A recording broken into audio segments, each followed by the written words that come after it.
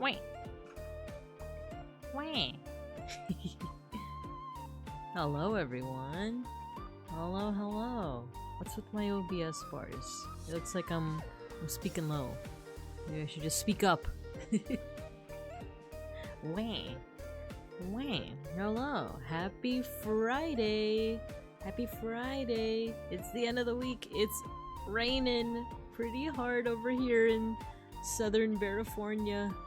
Hello, hello, how you guys been? How you guys been? I was supposed to stream yesterday, but I was tired from the work day, and then I unexpectedly had the day off today. Well, not really the day off. I'll let you know. I'll catch you guys up. I'll catch you guys up. It's Friday in California. Huh? Shoto. How you guys doing? Let's go ahead and say our hellos. Gotta get down on Friday, Gotta get down on Friday. Let's see who we got here. I think I saw Matthew first, right before I even pressed go live. Before I even pressed start streaming and start recording. So hello Matthew. We got Saribot, our rock. Wait, let me sit up a little bit. I was shrimping pretty bad. Gojikins, hello, you got your sticker. Ghosty, hello. You're late, it's okay. It's okay. As long as you don't pull the fire alarm. As long as you guys didn't pull the fire alarm, it's fine. It's totally fine. Fugubi, hello. I think I just saw you in Gallahughes' chat, right? I was lurking for a while in there until he mentioned the, like, speedrun strat on how to wash dishes, and I was like, oh, I gotta chime in on this. I gotta chime in on this. So let's see, who else? Late for first? Yes. Late for class? Nah, you good. Exactly, exactly. Folk, hello. Hello, hello. How you guys doing? Our rock. Gotta get down on Friday. How's your audio levels looking? Orange, yellow. It's at the top end of green. No, it's getting into yellow now. It's getting into yellow. I think it's because I sat up, you know? I moved my, like, mic stand to be a little bit closer to my face. I'm projecting. I can't roll my R's. I can't roll my R's. I'm brat. I'm projecting. Partying? Fire alarm? Oh no. Still am. Nice. Party. No party in California. Not yet. Not yet, at least. It's storming though. It's raining pretty hard. It's pretty not aesthetic. Like ASMR though. The rain droplets when you're not out and about, when you're not like getting drenched. When you're not getting like super drenched outside. It's actually a nice atmosphere right now. Wait, let me burp. If the power goes out in your stream ends, we know why. It's fine for now, at least. Yeah, I actually, let me see what the water levels are looking like, and then we'll get to class right now. What's on the water level? It's gonna be pretty heavy. Oh, we're on flood watch. Oh no. So it's my weapon. Oh, nope. We're getting to class right now because we gotta. Oh no, the pipes are already. The pipes, they're already broken. We flooded. Students, quickly get soluble. Hello everyone, hello, it's me, Babinka Bear, your local Sun Bear art history teacher and educational streamer. Oh no, and Ghosty exploded. It just keeps happening. It just keeps happening. We just keep exploding and getting flooded. I keep forgetting to pay the bills on the place. There is no bills to pay. I'm the one that there are no bills to pay because I'm the one that maintains this classroom. I'm the pet Mr. Pancakes. Hello, Asatology. Nice. We have never been more soluble. I know this is like the peak of solubility, right? But it's fine. It's fine. When the water dries out again, when I eventually fix the pipes, you know, you guys will probably reform. I don't know. I think that's what the no. You guys are trying to bomb each other and catapult each other into the... Oh, you got the star. Nice. Very cool. How you guys doing though? Yeah, it's raining here in oh, thank you for the pet acetology. Thank you. How you guys doing? How was your week? Last time I saw you guys was on Tuesday, innit? On Owen's stream when we were doing Encarta 95. That was a lot of fun. I would be down to do something like that again. Did we become Marimos? Yeah, so Ash Cariel, my newest Oshi from, what is it, First Stage Production EN. Oh, that's right, I was gonna promote my stream on their fan Discord. I'll do that right now. By the way, we're listening to Utada Hikaru. We're listening to Utada Hikaru for a little bit more of a retro vibe. So yeah, today we're going to be pixelating Ash Cariel, who is part of the third generation of First Stage Productions, EN, Generation 3. He's a fallen angel, and his mascot are the little, you know those algae balls? The Marimos? His mascot are called Marimomies, with I think an E at the end, or that's what I've been like seeing people spell it. Like it's how Matthew spelled it in his first message that says Marimomi, but like with an E at the end. I think I'm not like 100% sure. That's just how I've been saying it. You're going to be entertainment to inventory sorting all of my unknown electronic components. Ooh, I kind of like that. I know that me and Beans need a system on how to do that because and honestly, my dad. My dad also needs a system because every time I drop by my parents' place and I ask like, oh, I forgot my charger at home. Do you, Papa Bear, do you have a charger that I can use while I'm hanging out over here? He opens up a drawer and it's just like tangled wires everywhere.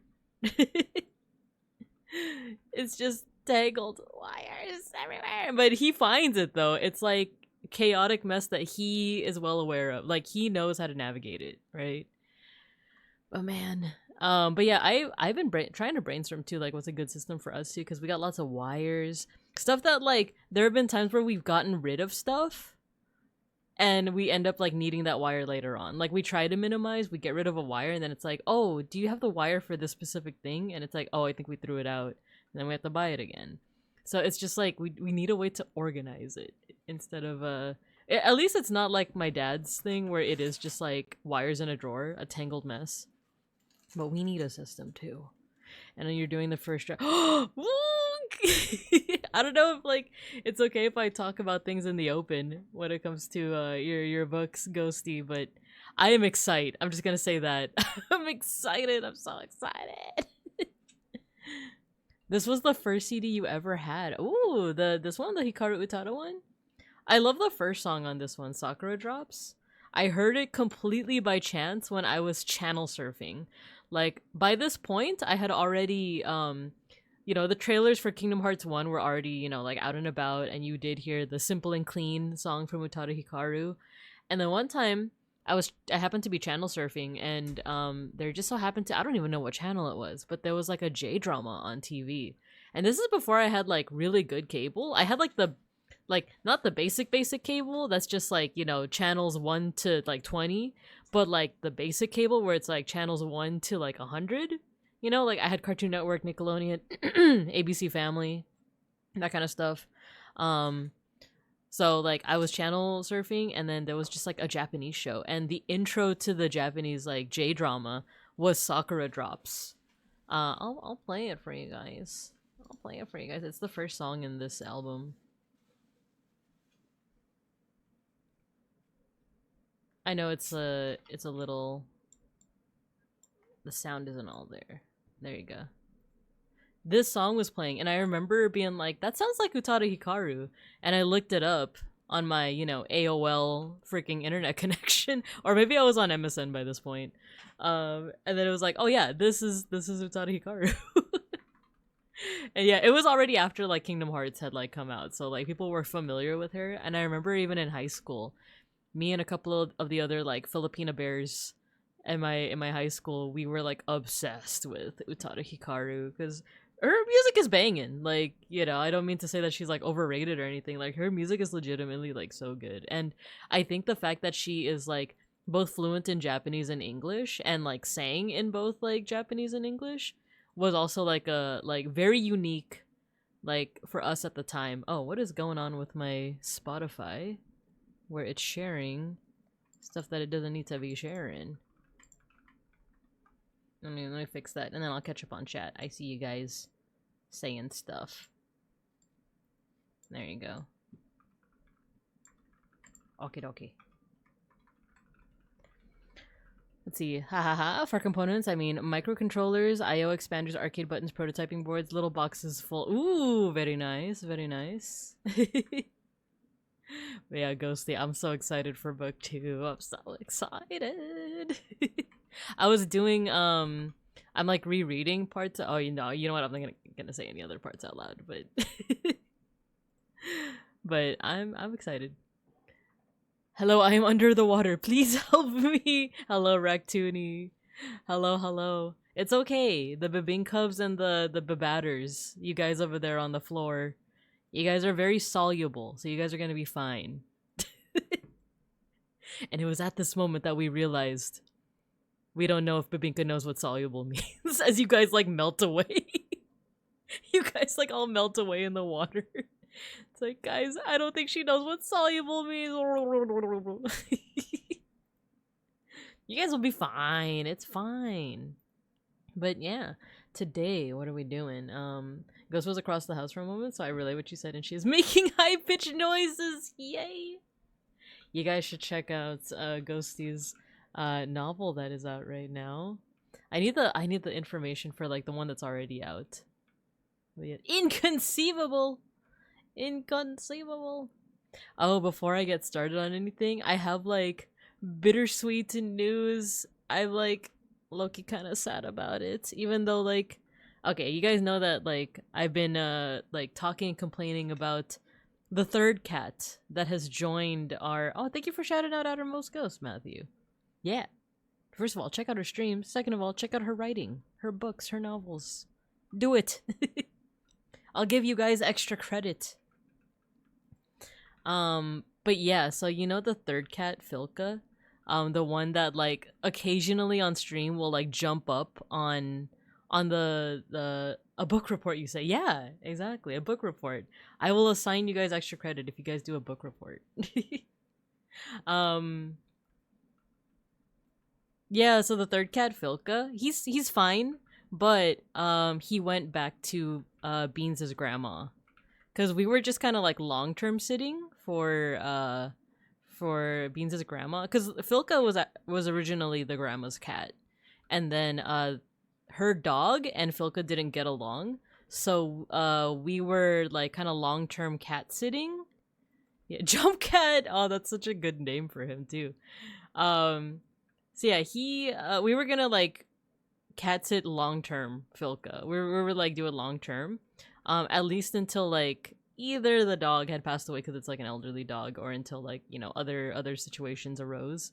The dog has not passed away as far as I know, but for whatever reason, I think the grandma just misses Filka, so she took him back. She took him back to her apartment. It was kind of sudden. It was just today, because Beans came in and said like, "Oh, grandma's taking back Filka," you know, and we were both like, "Aw," like we've gotten so attached to him. Like, yeah, he jumps up on my desk and both of our desks when I'm streaming and when I'm typing things and when I'm in a meeting. There was actually a time I was like doing a Zoom meeting. Well, not Zoom, it was like Google Meets with all of my coworkers. It was like a check-in meeting, like a team meeting where all of us were on there, and I like warned them like, "Oh, I'm like cat sitting this like cat that likes to jump up on the table, so you know, don't be scared if you see like a cat on the camera," because I had my camera on. And then like when a couple minutes later, when I was like mid talking to like my boss, I was like, "Yeah, so I just think that we should be doing," like I was the one that freaked out. I was the one that freaked out because Filka had jumped up on my lap and then onto the table and just like stuck his big old nose into the camera. Like, I freaked out a little bit. And then, no, you know what? It was my boss was talking. My boss was the one who was like, "Yeah, good job, team. You guys are doing great." Because he's always, like, super supportive, right? Like, but yeah, you guys are doing a good job. And then, like, I yelled out because I was unmuted at the time. And then I saw like the concern in his face. Like, I saw the concern in his face. He was like, "Oh my god, are you all right, Pink?" I was like, "Yeah, it's just a cat." Cat jumped up on my legs and on my table, as one does. Yeah. Yeah. So, like, even though he's a bit of a rambunctious troublemaker, I still had some affection for Filka, right? It's bittersweet because, like, you know, at least, like, things will be a little bit more peaceful around the apartment, but at the same time, like, we've gotten attached to him, you know? There is also the chance that, like, you know, Filka might be stressed out by the dog again, and the grandma will decide, like, ah, you know what, like, keep him for a little bit longer. So he might make a return. He might. I am kind of hoping, you know, I'm keeping my fingers crossed. But just know there won't be any Filks, at least during this stream. Who knows? Maybe in future ones. But yeah, that was like the latest update from today. So, Filka, we could still make like a little asset. We could still like do a redeem where he jumps up on the on my desk over here and purrs aggressively. You know, we could still do that. But yeah. Other than that, what else have I been up to? Oh yeah, I mentioned that it's raining. It's raining. It's so actually I wasn't supposed to work yesterday at all. Yeah, Yapcat went home. Yapcat and Jumpcat are such funny nicknames for Filka. Cause like you guys could like clearly hear him, right? When he was like right next to me, just like just like meow, you know, doing this little like honk. His little like honk meow. He's like wow meow. And he would just like he's like I don't know, he's so needy. Like I thought Schnackery was needy. Filka's like so much more needy. Like he will like sit down at your feet, just look up at you and just like meow with his big old like dumb eyes. And if your hand is like hanging down, you know, yeah, exactly like that. Wow. If your hand is like hanging down, like if you're sitting on the floor and your hand is just like, you know, ajar, idling rather, he will shove his face into your hand because he loves the pets that much. So, yeah, I miss him. But maybe we'll see him soon, but it's not a guarantee, you know? It's not a guarantee. But anyway, it is raining. It's raining in California, in California. Shuto. Yeah, people are calling it... Okay, I wasn't supposed to work on Thursday, and I was supposed to work only on Friday. That's why I had originally planned my stream to be on Thursday. But someone had to call out. Someone had to call out on the Thursday. So I covered for them. It was a long shift, and that's why, like, I canceled. And then on my way home... I'm glad it was not a health update. Yeah, I know. I think I might have scared you guys by saying, like, oh, I have an update about one of my cats, right? They're fine. They're fine. I'm just sad that we don't have the Filks here. The little Filks. But yeah, I canceled stream on Thursday to reschedule it to today. And then we ended up canceling all shifts today because of the rain. And at first I was like, man, that means I have to, like... Both me and my counterpart, we both had to do, like, so much. Because it came from our boss and our boss's boss. That were like, oh, we saw the weather for tomorrow and it's gonna be, like, pretty bad. So, as a precaution, let's go ahead and, like, cancel shifts. And we were like, oh, man, like, we have to, like, reschedule a whole bunch of things. And our schedule's already pretty tight. And then I have to, like, call the schools that we're at. And, like, you know, talk to the vice principal and stuff like that. So I was like, for one, I have phone anxiety. So like this was already like not a great, you know, like situation, but I noticed that like when we're in a like, you know, snap decision type situation, it kind of overrides my phone anxiety. If it's like we have to do something like right now, we have to do something like 2 minutes ago, it like kind of overrides it where I'm like, okay, I'm on the case. So we were able to do all that. Because I was like, oh, is it gonna be that bad that we have to cancel all the shifts? And they're like, yeah, it's pretty bad. They're calling it an atmospheric river.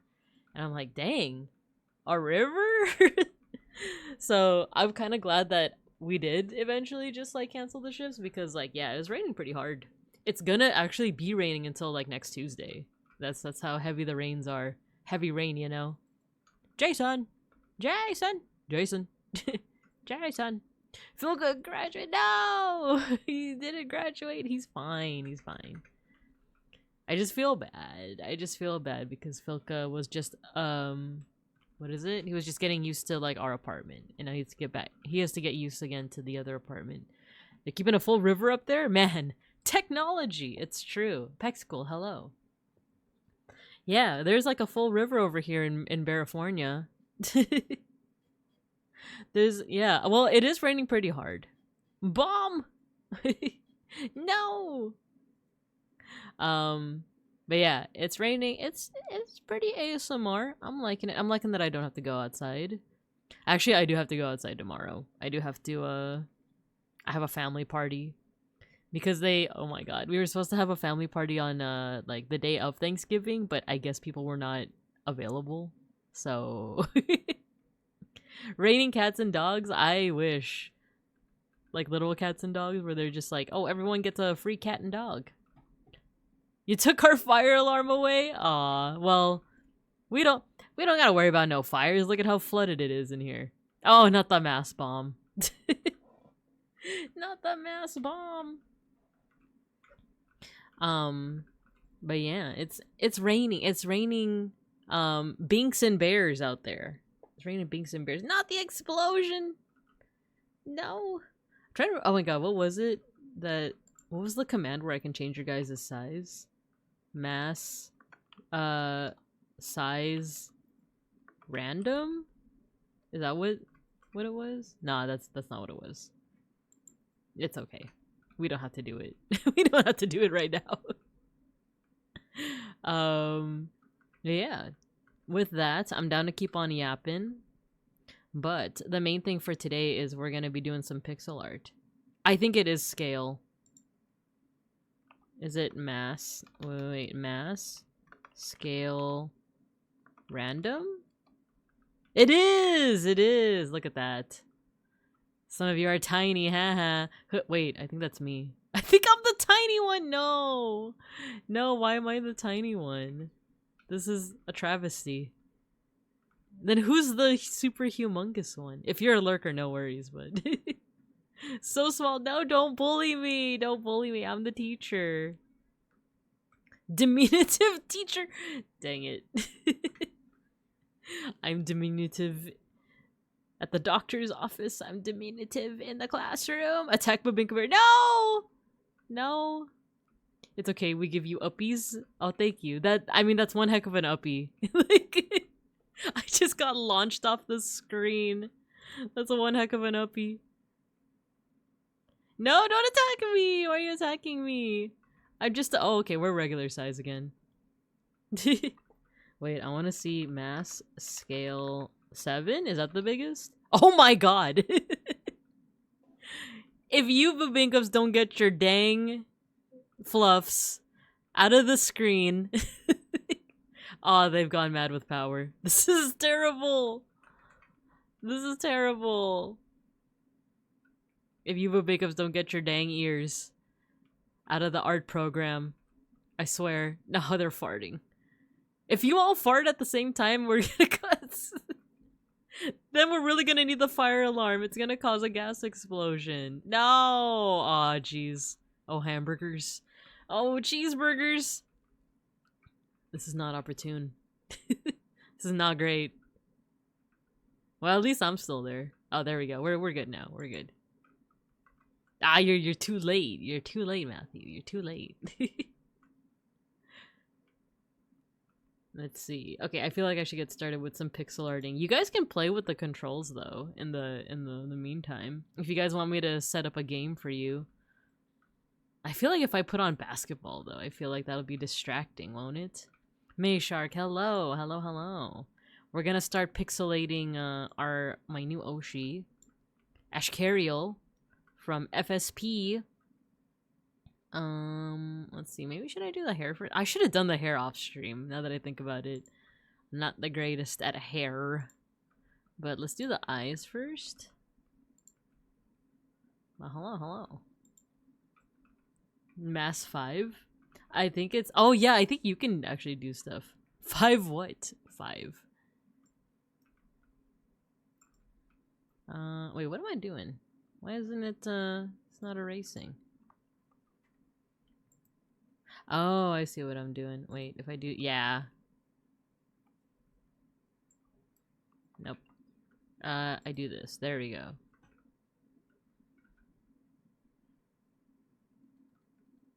So if I do this, there we go. He has, like, smaller eyes. He's got the, like, Bishonen, like, you know, more angle. Oh my god, I just looked over at the screen and you guys are huge. Like, no! This hair is just... right? You guys are freaking humongous. Get small! Get small! Nina, hello! You get farts? Aw, jeez. I gave you guys too much power. I gave specifically Matthew too much power.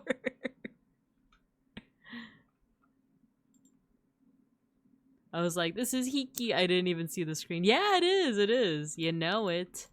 You know it.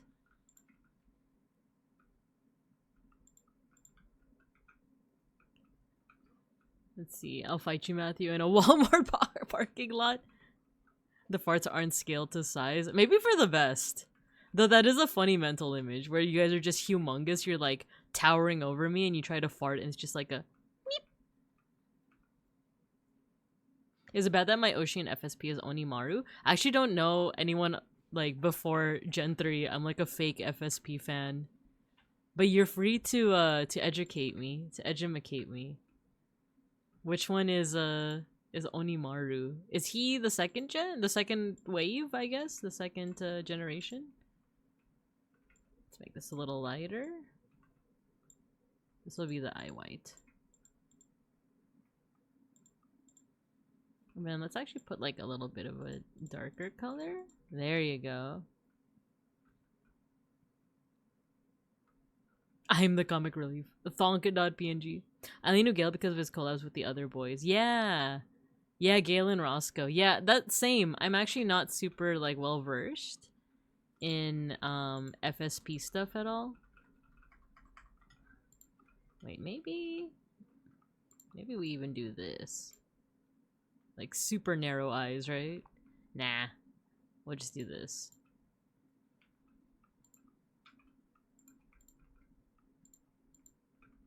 Oh no, I think that's too narrow.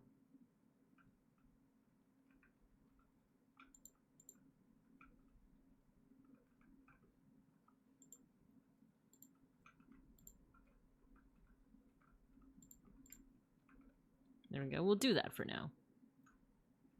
I only know Xander because of the Zomboid collabs. Ah, yeah. Like I feel like I'm learning a lot. Like it's weird to join in the fandom of like it's weird to join a VTuber fandom once it's already like gotten going, because I feel like my only experience thus far with like, you know, having Oshis other than indies is like Tempest, right? And they were the first like Hollow Stars like EN gen, right?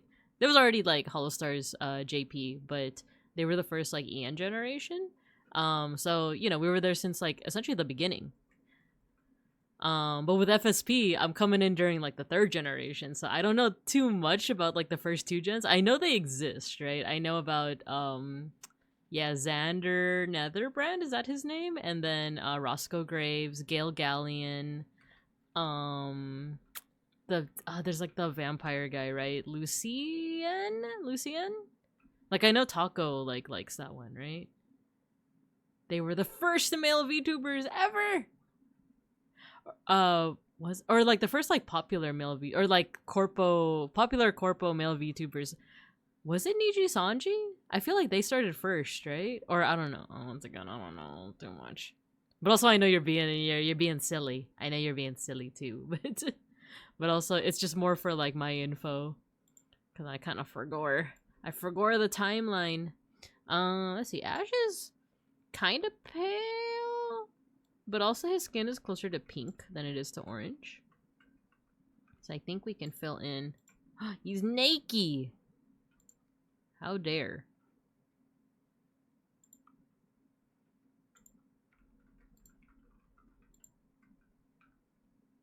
Naked. And I feel like the smile can be a little bit wider. Like he looks like he's planning something. He's conniving. Tihi pero. Sorry, I was called. Let me get a clip of Onimaru. Yeah. Oh yeah, no worries, May Shark. No worries at all. Okay, this is the part I'm kind of dreading, is the hair. So let's see if we can outline it first. No, actually, let's use like a dark yellow, maybe like a brown. Let's use like a brown, maybe a little desaturated. And let's see if his hair isn't perfectly parted to the center. So actually, let's turn off the symmetry tool. I might actually have to use the curve tool. Gotta go. I'm peeking with some friends. Nice. I still haven't played Peak. I've like heard good things about it. I've gotten some invitations to play, but I've yet to play it. Deep River and First Life were the only two Hiki albums I actually owned. It's so good. Yeah, I think we were talking earlier about like this was Matthew's first CD, right? I don't think I actually did. I own any Hikaru Utada albums. I think I listened to her music. Like I think this was around the time that LimeWire was a thing, right? Have a great rest of the stream, everyone. It's fun. You should. Thank you, Pexcool, and have fun with Peak. Have fun. I think I listened to her music through like downloading her music on LimeWire. Like I think I got a few good viruses from that actually. Cause I don't remember if I ever had the CD for it. Like I definitely had the CD for Maroon 5. I had some burn CDs too. Like I know for sure I had MCR. I had Panic at the Disco, I Write Sins Not Tragedies. 3 Cheers for Sweet Revenge. I had like the actual like Maroon 5 CD. I had, oh my god, what else? Like I had like a few legit CDs and then I had a few burn CDs. I feel like I did have like an Utada Hikaru album. Like I think a friend burned it for me, but and for any Zoomers or like young people, when I say burned, I don't mean like literally like putting it to the flames, but that was like the slang at the time for, or I don't know what the actual like technical, definition is, but that was how we referred to, like copying a CD in extra legal manners, Okay, how do I do his hair? You know what? I'll do this actually. I'll do the shape first and then we'll focus on the outline.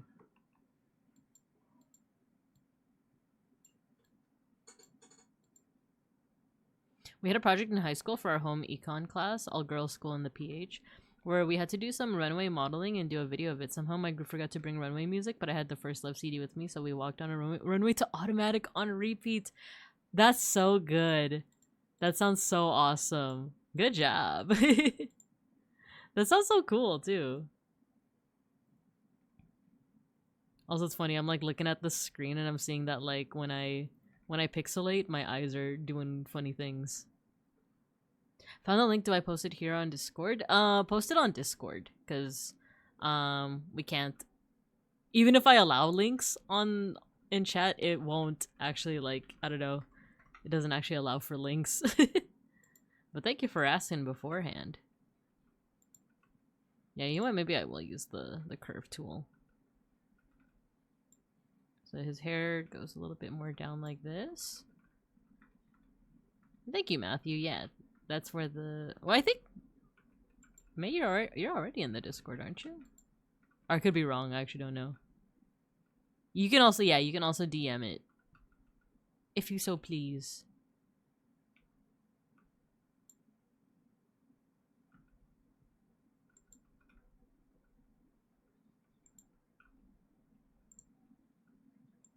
I feel like First Love wasn't my first like CD though. Like even though I listened to Sakura Drops, I feel like it wasn't First Love.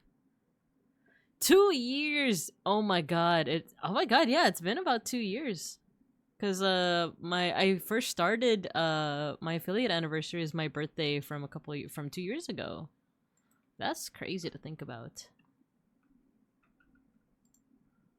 And my birthday's coming up again. I mentioned this during Owen's stream, but I don't have anything. I don't have anything. Man, bro, you're old. Oh no, you're replying to. Wait, who are you replying to? Ah, no, what did I do?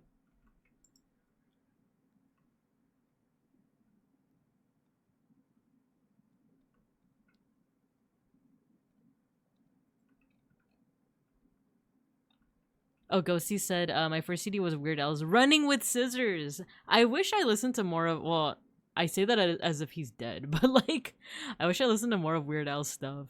Because I like how his parodies aren't like super aggressive, they're just fun, you know? Up to your old tricks of pretending not to have a big party bash plan. No! It's not a trick. I don't have anything planned. Let's see, let me actually fix these bangs. Dang, the thing is, I feel like I did such a good job on this side, and then like kind of messed up on this side. My first CD that I bought was Bubblegum Crisis 2040 OST.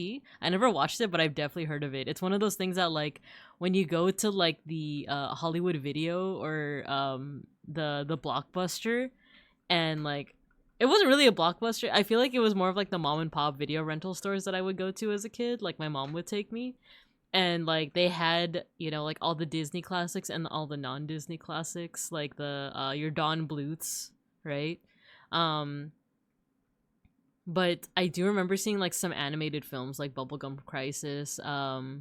Wait, was it a film or was it a series? But anyway, Ghost in the Shell. I think I remember seeing a couple of like Ghost in the Shell VHS tapes back in the day. I think. I don't remember.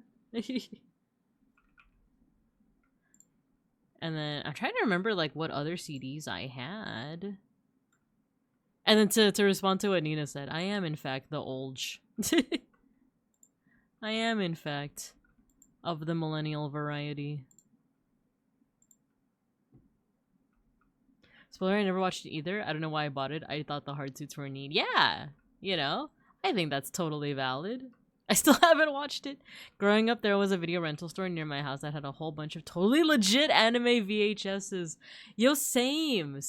So my very first subbed anime was Dragon Ball GT. Not even Z, but GT. And I remember it was like... It was like a totally legit... It was a totally legit VHS tape where it was just like the VHS tape. And it just had like a sticker... like handwritten in Sharpie that was like Dragon Ball GT, like episode something something. Totally legit. You know what I mean? You know what I'm saying? You know what I'm super saying? My first was Robot Carnival. I don't know if I've even heard of that one. Okay, how do I do this part of his hair? It's like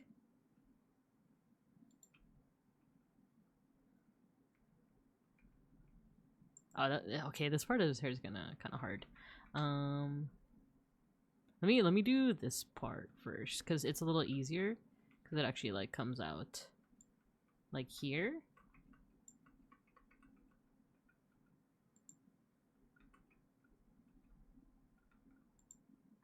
He almost with the bangs like this, it almost feels like pixelating a Yu-Gi-Oh character. But like if you actually look at the like reference picture, his hair is not that outlandish. Got my anime VCDs, VHSs from a dude who went to my all-girls school with a binder of anime title lists. He'd take our orders, we paid him money, and he'd come back in 3 days with our orders. That's kind of sick though. That's kind of awesome. It's a whole bunch of short films compiled. Oh, interesting. Kind of like this is a little bit after the time period we're talking about, but do you guys remember Animatrix? I just remember it being interesting in that like it felt weird to... It wasn't even necessarily that like anime was like mainstream by this point at all, but it felt like, oh, we're seeing like mentions of anime outside of like, you know, Toonami and Adult Swim and what have you. Okay, you know what? I'm just gonna keep on undoing. This is my big weakness with pixelating is hair.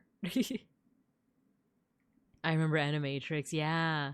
My dad made friends with the comic book shop guy, and so the guy would order us ball joint style Gunpla for us. Wait, that's awesome. That's kind of awesome, though. Okay, how do I do this?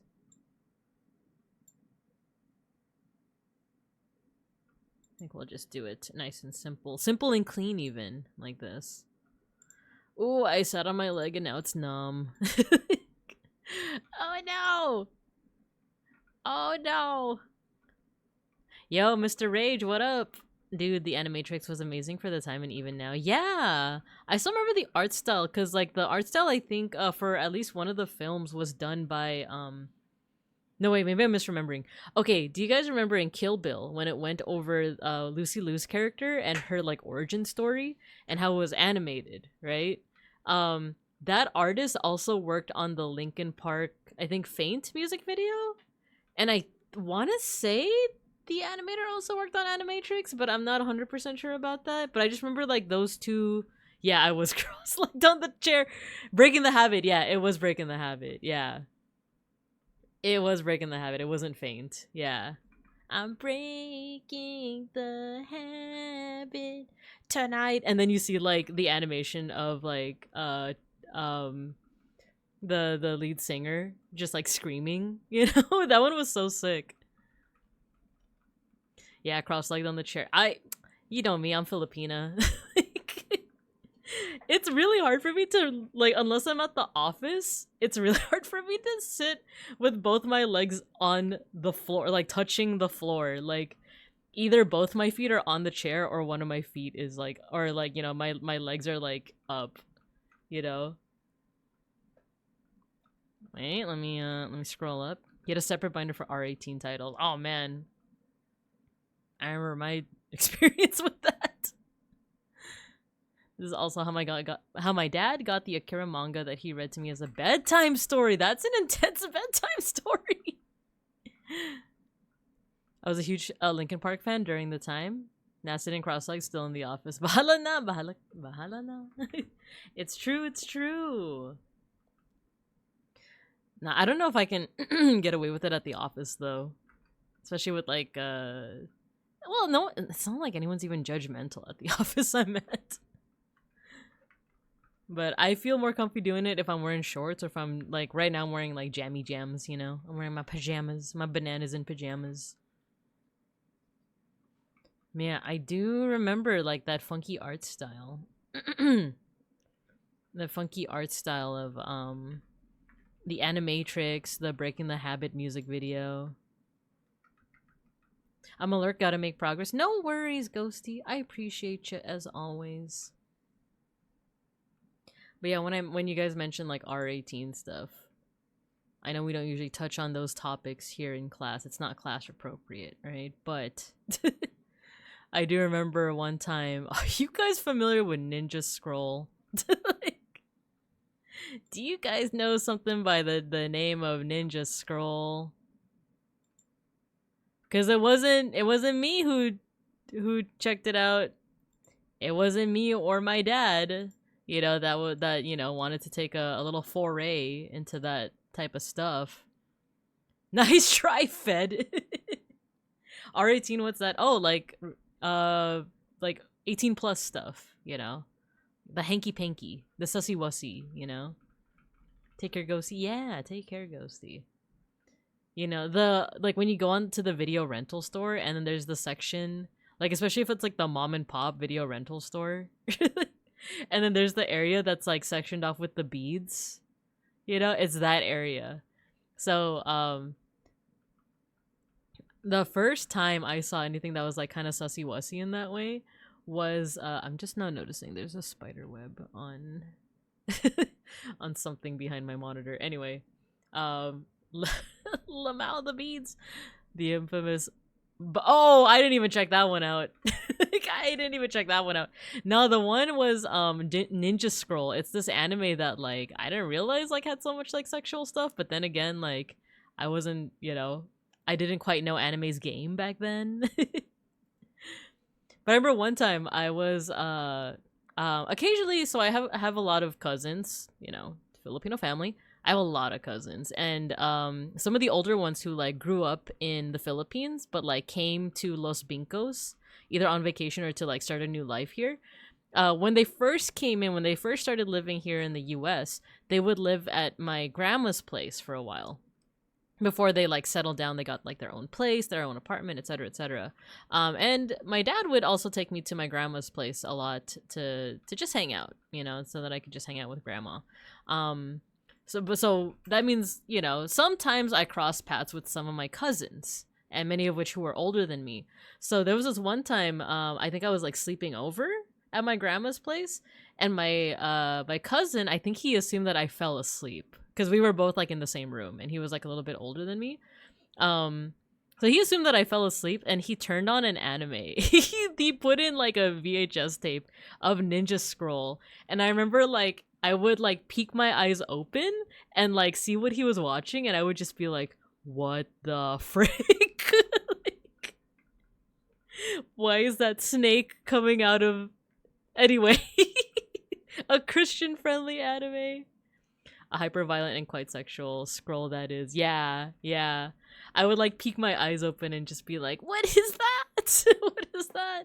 And to be fair to my cousin, I think he just assumed that I was like sleeping already. But I was just like, you know, sleeping sideways. I think I was on a floor. I was sleeping on a... Oh my god. What are those called again? Those mats that you can just put on the floor and you can just like sleep on it. Why am I forgetting what it's called? All the Filipinos in chat, I feel like you might know what I'm talking about. Sussy-wussy, yeah. Let's see. The main dude who did Kill Bill, Breaking the Habit, and Animatrix Kid Story is Kazuto Nakazawa. I had to confirm if I remembered was right before misspeaking. No worries, no worries. I like that you do that though. Gen Alpha will never know. What are those? Sapin? I don't know if it's not sapin. It's like the woven like mats. I'm just gonna Google it. Filipino woven floor mat. Banig. It's a banig. Yeah, I remember just sleeping on... Yeah, exactly, May Shark, yeah. I was sleeping on top of a banig. And my cousin had like the bed, so... I think that's why I was able to like crack my eye open and just like see what he was watching. I remember trying to get brother into Soul Eater in that bad scene and the cat lady came in and I'm just like, this isn't the plot, calm down. No, not when you're trying to show like anime to someone and they're like, oh, you know, I don't like how anime is sexualized, and it's like, oh, not all anime is sexualized, and then you get like the fan service scene. No, not that tentacle. Sleeping on the floor is so comfy. Yeah, I kind of... In many ways, I kind of miss it. They played it past midnight on Teletoon in Canada. Really? Was wild. I had no idea who was in charge of that time slot, but we got Ninja Scroll, Bad Labor, and a few other violent or high concept ones. That's insane. I mean, like, I'm not gonna argue that, like, some of the, like, the animation quality and stuff is still pretty good. Well, actually, I'm speaking as if I've seen, like, Ninja Scroll recently. I haven't. I actually don't even, like... If you were to ask me what the plot is about, I wouldn't be able to tell you. I can tell you, like, the specific scene that I saw that I thought was traumatizing and just be like, yeah, it was weird. High-key, kind of weird. Okay, let's see if, like, these bangs work. Or if we might need to just simplify, go back to the drawing board, you know?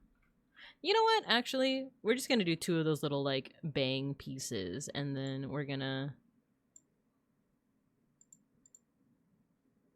do the other, like, part of his bangs over here. Bro has long bangs.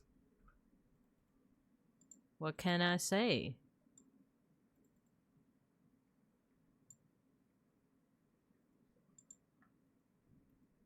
There we go. It's pretty good. It's pretty good. It's pretty good. It's pretty good. I like the harder mattresses better, but then my white husband cannot do hard mattress level. Yeah, we actually did have a banig, and we had it on our floor as like a floor mat for like a little bit. But then I don't know if it was because it was old. I think, okay, the sucky part is that I got this banig because it was the last thing that before my grandma passed away. It was like not necessarily an heirloom, but like apparently when they were cleaning out my Lola's stuff, they found this like banig that was like folded up and packed away. And I think my dad said something like, oh, I think Lola wanted you to have this. So I had it, I brought it with me, but I remember I set it up on the floor here in the apartment, but like it just kept getting torn up. Not torn up too bad, but like the edges were starting to fray. And we were like, if we want to like preserve this, we shouldn't like use it as a floor mat. We should just like kind of keep it packed away. So it was like, it sucks, but I get it. It's how you got into Gundam. Ooh, which Gundam was your first one, Gojikins? Because mine was Wing. But if you're talking about like high concept stuff, was it like, you know, 8th MS team or like the older ones? Saku, hello. You got your sticker. I'm blaming Hellsing for my preference in Beautiful People and Vampire Hunter D. I actually never watched Vampire Hunter D. And it's funny because like I feel like I do like a lot of like different supernatural type films. But I've actually never watched Vampire Hunter D. I did watch Hellsing, both the original and the new one. I like both. I kind of like the way I feel about Hellsing is kind of how I feel about FMA, in that I grew up with the first version first and found it a lot, like, not a lot more, but like pretty charming. But the follow-up series, so like in the case of FMA Brotherhood and in the case of Hellsing Ultimate, those are just like also good because they follow the source material a little bit closer, and like the animation is better. They conclude the story in a more satisfying way. But I do kind of like the direction that like the earlier series took, like with what they had to work with. Like I still love FMA Classic with like the direction it went with like Wrath, for example. And Hellsing, it wasn't as much the plot, but it was like just the ambiance, like the jazzy, like the dark jazzy, you know, like I don't know, ambiance that it had. I don't know how to like put it into words, but I just liked it. Or when you watch Toonami and you're watching a very cool fight and parents walking during the fan service episode and you have to explain for your life that this isn't what it looks like. Bro, yeah, like with Tenchi Muyo, for example. Okay, I feel like Tenchi Muyo is not like the best example because like, yeah, it's a harem, you know, anime. But it also has like good sci-fi. And it's funny because I kind of forgot how good the sci-fi was until Beans and I had this like phase where we were just watching old Toonami like compilations. Oh, you know what? I don't like how that bang turned out. And then like it's basically like there's a YouTube channel that just posts like old Toonami like videos, like one after the other, including commercials, I think, or including like the bumpers. So it's pretty cool. It's pretty cool because you do get to relive the experience of like watching Toonami after school. And then, you know, we would watch like the Dragon Ball Z stuff, but then when it got to stuff that like was a little bit more like feminine or you know, romantic, it's the kind of stuff that Beans didn't grow up with, but I did. So like I would still watch it, but he wouldn't pay as much attention. And then when we were watching Tenchi Muyo, I was like telling him like, oh, the sci-fi in this, like, is pretty solid. I kind of forgot how solid the sci-fi is, you know? Like, if you think about it, like, the world building is pretty cool. Like, their ships are based on, like, you know, the power source is, like, trees, right? So it's, like, an organic, like, the ships all have some kind of, like, organic material, like, as a part of its essence. The same with, like, Ryoko's ship, Ryooki, is, like, literally, like, a cat bunny, you know?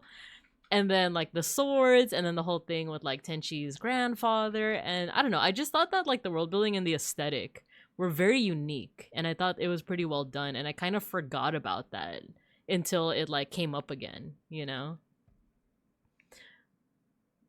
My new obsession, yeah, handshake emoji. Let's see. Also Wing. It was in the early slot, but they branched out later before the whole past midnight was scrubbed. Aw, man. Hunter D was good.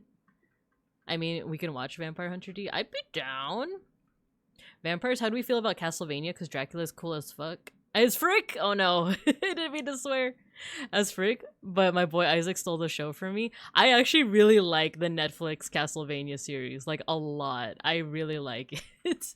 And I agree, like, I think, hot take, I think Dracula is completely justified in like in killing all those people, but yeah, like Isaac, and who was the other one again? I don't know. Like I just loved all the characters when like in the later seasons when they had those like what is it, like those 3 vampire ladies? I was like, this is pretty good. I like this.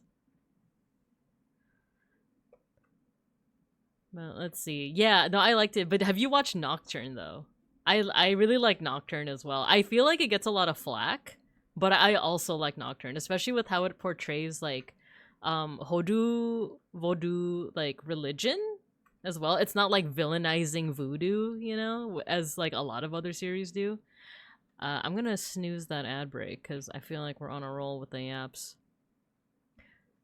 My dad also liked Tenchi. Yeah, my dad too really liked anime. Like he watched a little bit more anime back then.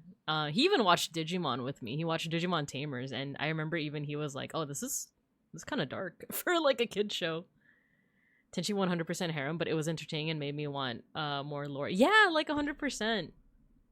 100%. Like I really like Tenchi. Like yeah, it was a harem like romance, but I don't know, I feel like I was bored by other harem shows like Love Hina, and I'm trying to remember like other one. There was another one that I watched, like I think it was Ayori Aoshi.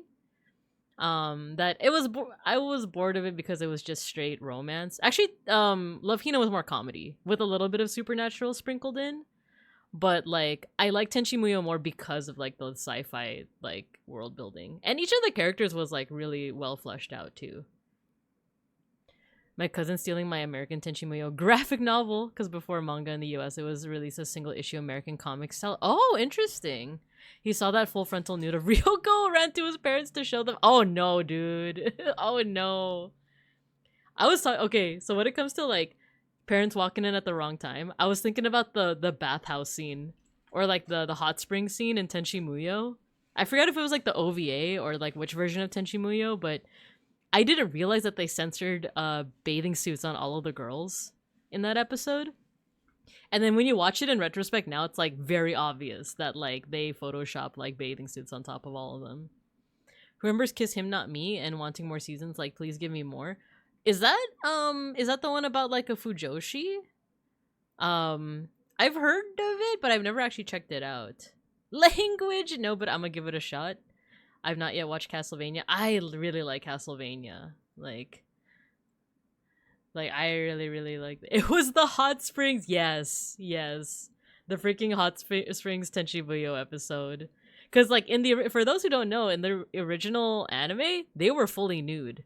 I don't know if they drew the nipples, but like they were fully nude. And but of course when they like shipped it over to the US and they dubbed and censored it, they photoshopped bathing suits on all of them. And I don't know why I just did not notice as a kid. Like I had no idea, but it's very obvious in retrospect.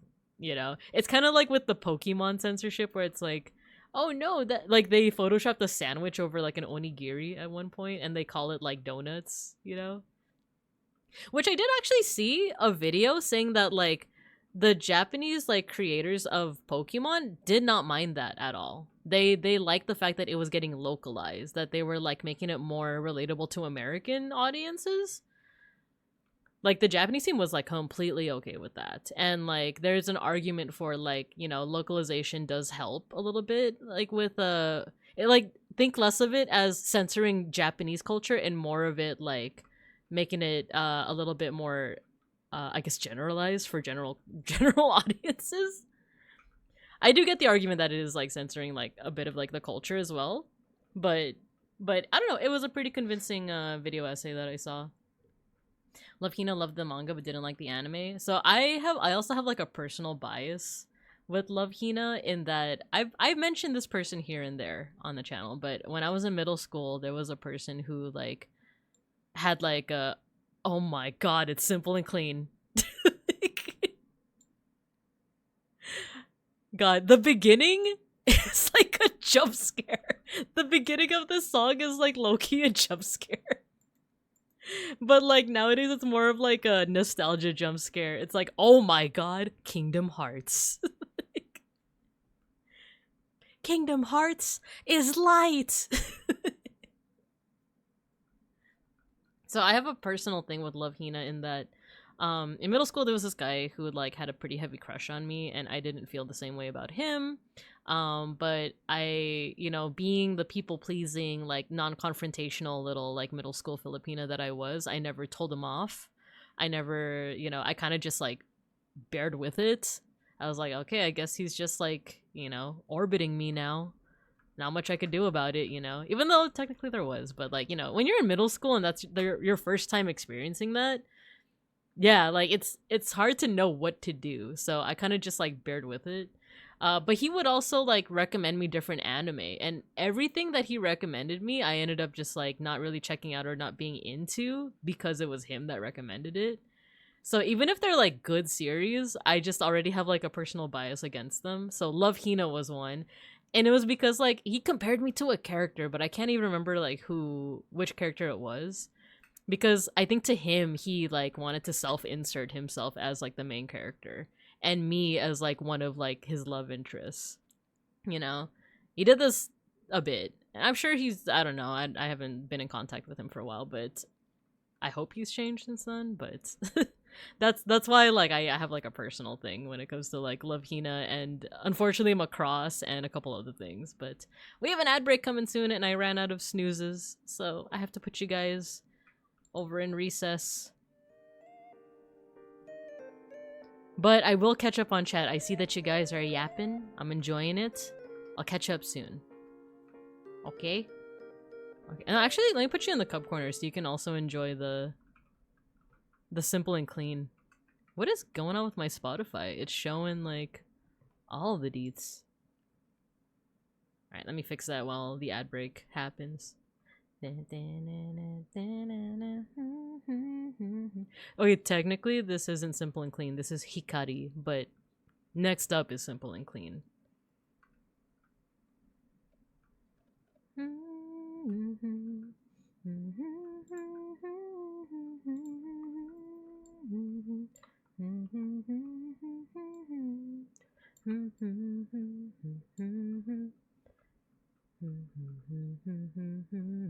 There we go. We're good. Alright, I'll see you guys after the break.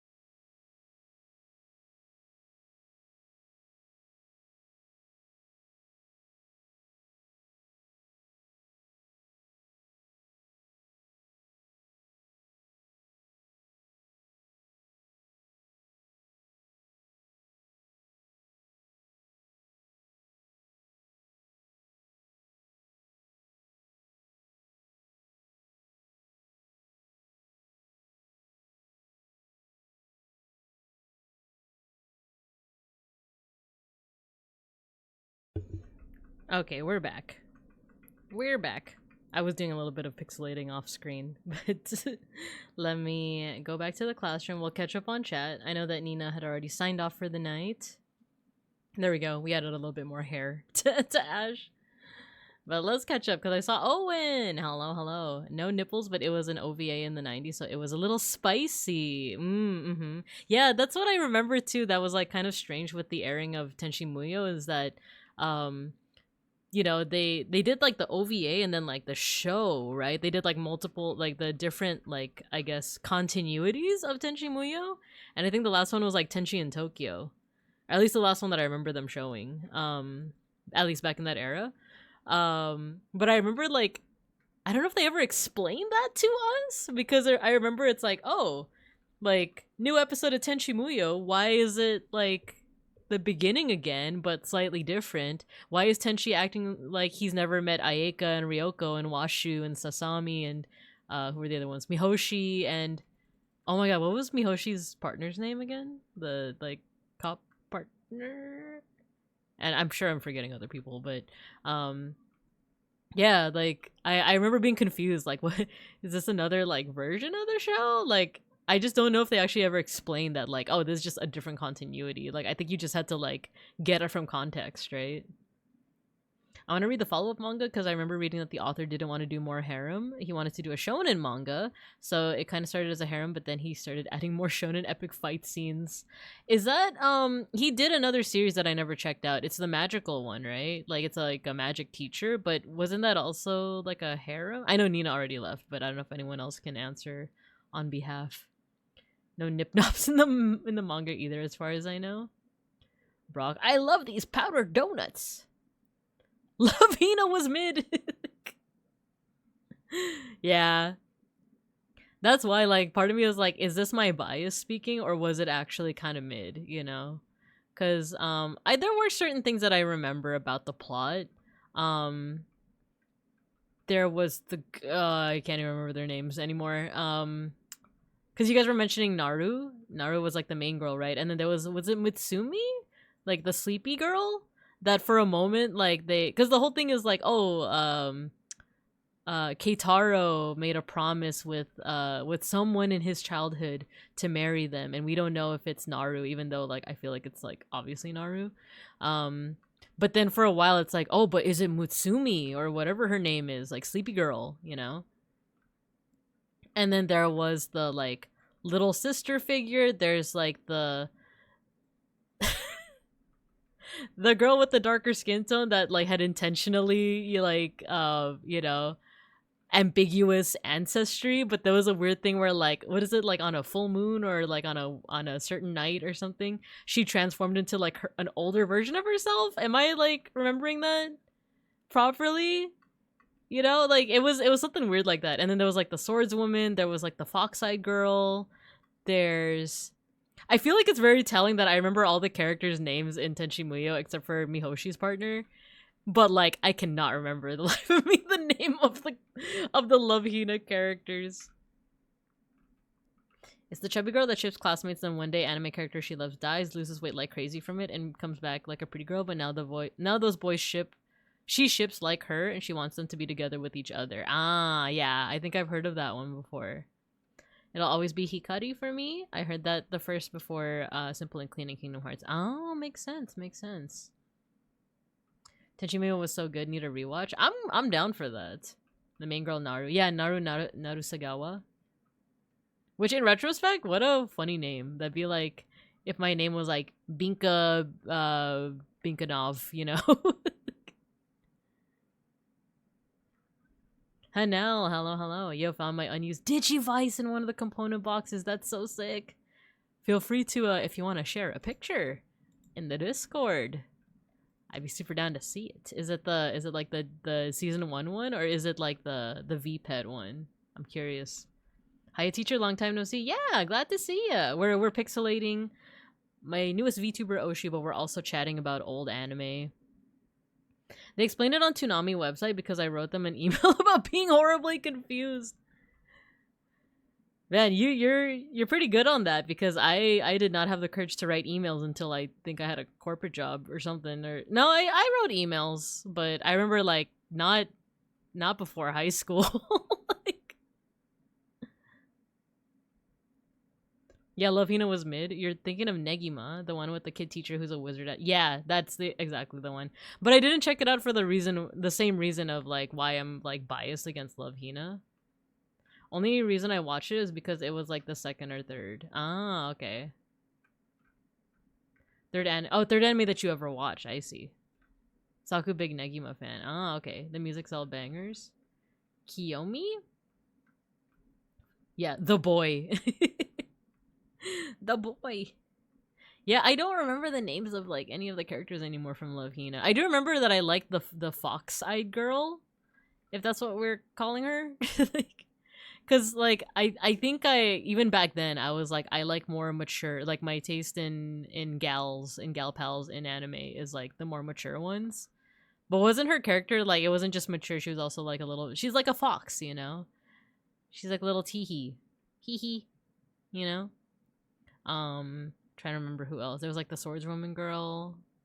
And then there was like I don't know if she really was like sleepy, but she always had like the equal sign W equal sign face, you know, like I'll put it in the chat. You know, she kind of looked like that.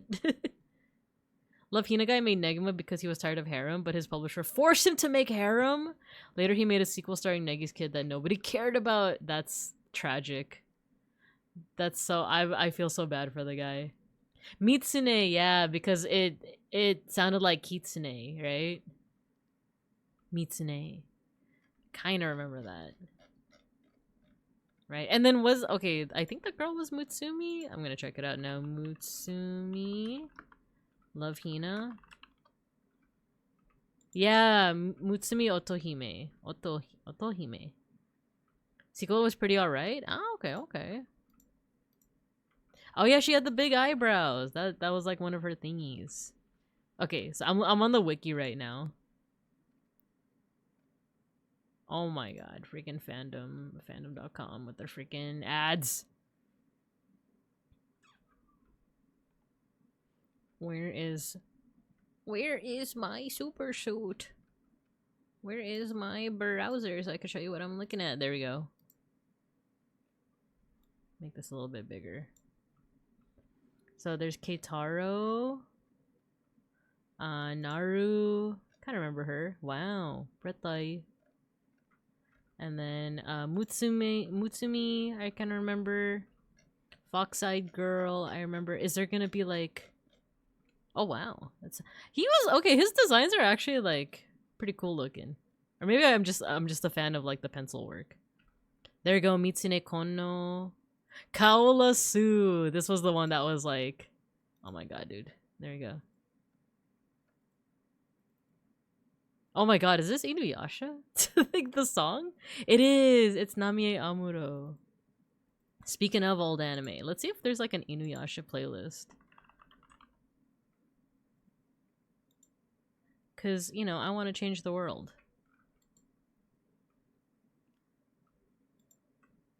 Sue Best Girl, I remember liking her too. I was just like always like mystified by like the fact that she comes from like an ambiguous like like an intentionally like, you know, ambiguous culture.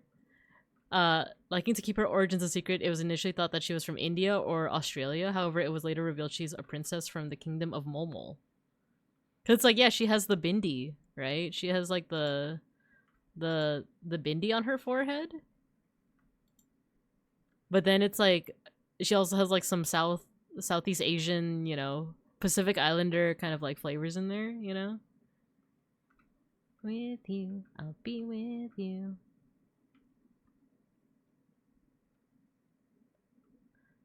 My favorite Edie, it's so good. I love this one too. Ashley's really flirty for an ace dude, I gotta say. I love it. And his yaps, yeah. Still catching up on VODs. I hope you're having a good time. Cause yeah, I've resigned to the fact that I might not be able to catch up on all of the VODs anymore. Like, because I was really trying hard to catch every stream, but of course sometimes I have work meetings when he's streaming or I'm just like out of school at that time. So I can't always catch him live, and I used to just like try to like watch the VODs while I'm working from home. But I've kind of also like resumed to the fact not resumed, made peace, I guess, with the fact that like some of them you're just gonna miss. And I think I made that same realization with Randon too. Like some of them I'm just gonna miss. But if it's his Zatsus, I'm much more willing to like watch that one all the way, because he yaps about just a lot of like good millennial stuff, you know. My way. Gonna head out, need to sleep and get to work at 4 a.m. for overtime. Good luck, Fugooby. Thank you for stopping by. To me. Let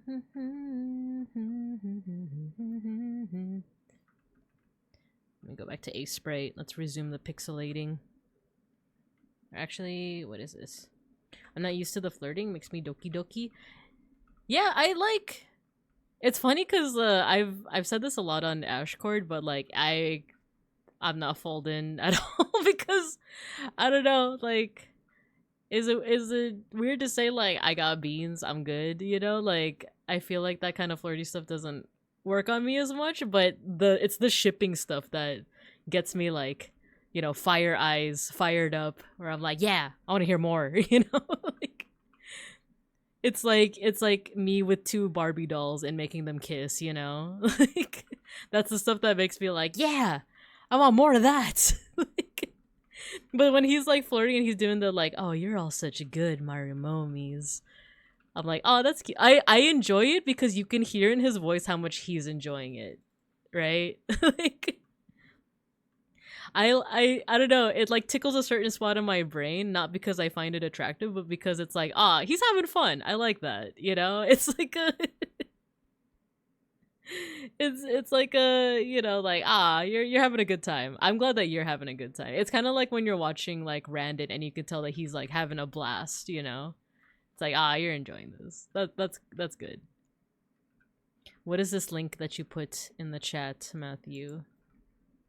Altus? Brace yourselves, we're getting Oni. Oh, okay. I see. Oh, this is the Oni guy that Mayshark was talking about. He dropped the good boy and went, oh no! I thought this was a link from earlier. Not gonna lie, at first glance, I thought I wouldn't like Ash, but after the debut, I found I really like his vibes. Yeah, same! I really like his vibes, yeah. Let me play some more of the Inuyasha stuff. There we go. There you go.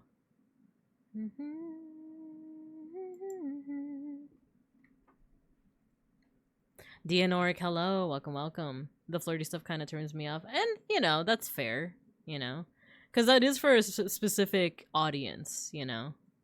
But I do like when he gets into the yaps about what he enjoys. Like when he talks about Tron, when he talks about wrestling, when he talks about Digimon.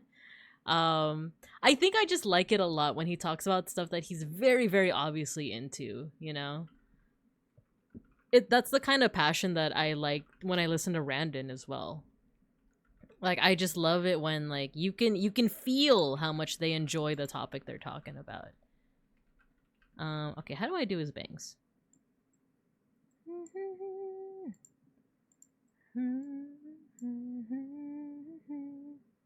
I guess we'll do something like this. Yeah. I think that'll be good. Yeah, I think that'll work for his cool bangs. Ah, now we're cooking with gas. Okay. Kale, hello. Why are they naked? Because I'm not done yet. Excuse me. I had a lot of phlegm and it went down the wrong pipe. I'm too Yume trash, but also Aura isn't flirty like that either. Ah, I see. Based FSP gang. This is my first FSP Oshi. It's a mutual enjoyment that doesn't really go beyond what it is in that moment. Yeah. Picture in Digimon channel. Yo, nice. Oh my god, I like that coloring. It's like a watermelon V-pet. That's cool. Thank you for sharing. I like that it's not forced. Yeah. Summon the cats. Some good male VTubers last half of 2025. VTubing strong. Yeah, it makes me happy. It makes me happy to know that. I know there's been some, I guess, controversy, if you would call it that, lately. You know what? I need a slightly darker color. Hue shift to orange, to orang.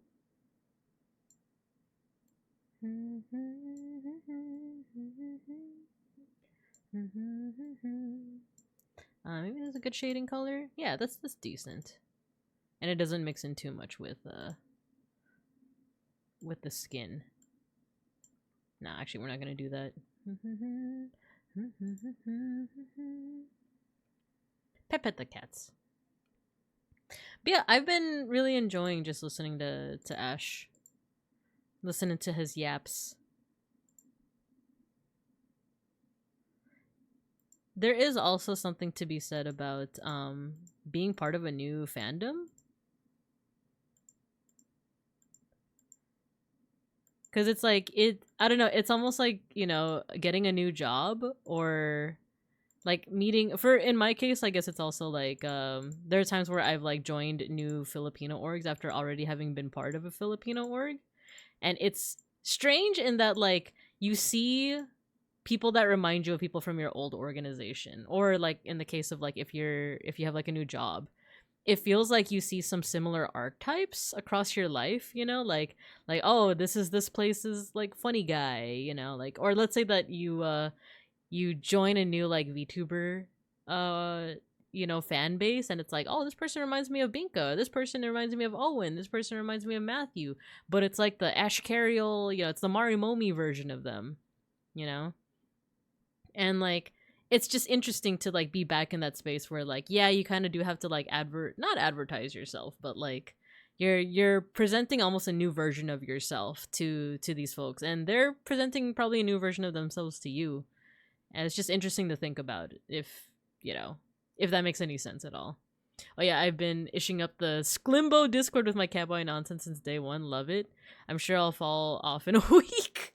That's my fear sometimes, is that like, because I feel like I've gotten really into like VTubers during their debut, and then I'll just never like come back to them, you know, because I feel like I got really into Ruse when he debuted, and don't get me wrong, he's an awesome guy, but I just never like went back to like watching his streams. I don't know why. Like, you know, he's an awesome guy, very up my alley, but yeah. And like I said, nothing about this is like against the VTuber in question. It really is just like a, you know, they weren't top of my priority list. They're very cool, but you know.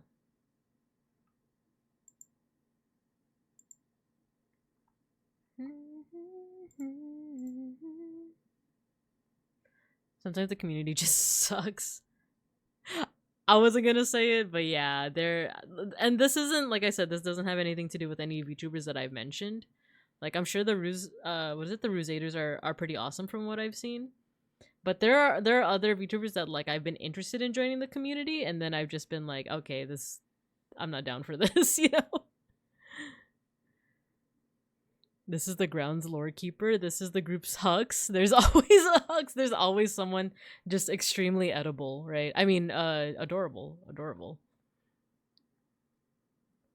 I've joined a bunch of Discords of streamers I liked, and so many just have really nasty attitudes and aren't fun, and I just leave once I've had enough. Yeah, I do like watching Shinri and Ruzatsus. Yeah, you know? Like, this isn't directed at any of, like, you know, any Koi Panions or Rusaders, because from what I've seen, all pretty solid. But I do remember, like, when I was, like, really into Vesper, and, you know, I'm still into Randon.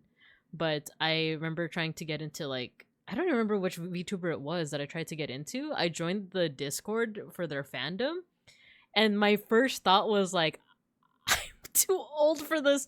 Like, there are just certain things where I'm like, I feel like this is for a certain age or certain maturity level, and I'm not it, you know? And I don't mean to make it sound like I'm like any kind of like holier than thou person, like, you know, the like model of maturity in any way. There's lots of times where I'm very immature. I'm all down for vines, you know? There's certain TikToks and vocal stims that I just adore and love. But there are times where I'm just like, okay, I feel like this just isn't for me. Like, the VTuber is great, but the community is just not for me, you know? And you know what's hilarious about that? You know what's real funny about that is I remember I was like venting to Beans about this. And he said, oh my god, it's so funny in retrospect. He was like, oh, like, why do you have to join the community though? Like, why do you have to join the Discord? Why can't you just watch the VTuber? And I remember for some reason that like flabbergasted me. I was like, huh? but I like being part of a community. I love, like, I remember when I was first watching Tempest, one of my favorite things was like I remember there was like a bigger, like larger, like Tempest Discord that I was a part of, and then later on there was like the individual ones for like Vesper, Magni, Altair, Axel. But I was in like the big, like one that was like for Tempest. I think it was like the guild hall or something like that. And one of my favorite things was like to speak both in the chat but also in the Discord to live react to what was happening on the screen. And it's like, yeah, you could do that in the chat, but there's also something fun about doing that like concurrently, of like reacting with other people, of like, oh my god, he said the thing, like, oh my gosh, he's like doing the thing, he's doing the thing. Or, people will also put stuff that like you don't want to see in the chat, like when people start doing like shippy stuff or like Yume stuff. Like that, you can put that in the Discord, that's where people can like, hide that little tidbit of information. And I kind of like that, so when he said like, oh, just be in their chat, or you don't even have to turn on the chat, you could just watch them and enjoy them. And it's like, you're totally right, but that's just not anything that I ever thought of. I was just like, huh, how do I not be part of a community? I feel like a core part of myself is being in a community. So I don't know, it was funny. Let's see. Community can definitely make a following VTuber very challenging. True, Hanel, true. The fandom is different from indies, not really a cohesive group to be joined and interacted with. It is, yeah, like when it comes to indies, I feel like it is different in that way. Especially if the VTuber in question is like the one who made the Discord, the one who can see what you're posting, You can clearly tell who's a teenager. Yeah, I tried the biggest Gura fan Discord early on, and it was an absolute dumpster fire. You'll never find me in my Oshi's fan Discord because I cannot stand the average female VTuber fan. There was a channel restricted to members only, which had adults in it because they actually had to pay membership money to get in there. And then the server owner came in and shut it down because she didn't like that we were segregating ourselves from the crazy people. Oh, jeez, dude. Binka spikes the camera with huh? Live react with ooms is a highlight of fandom for real. Yeah, especially because like I still have a lot of anxiety with being in voice chats. Oh my god, this song. I do have anxiety with being in voice chats, so like I don't usually do those kinds of like reacts where everyone's in a VC and just reacting. So I prefer like text channels where you can do something like that.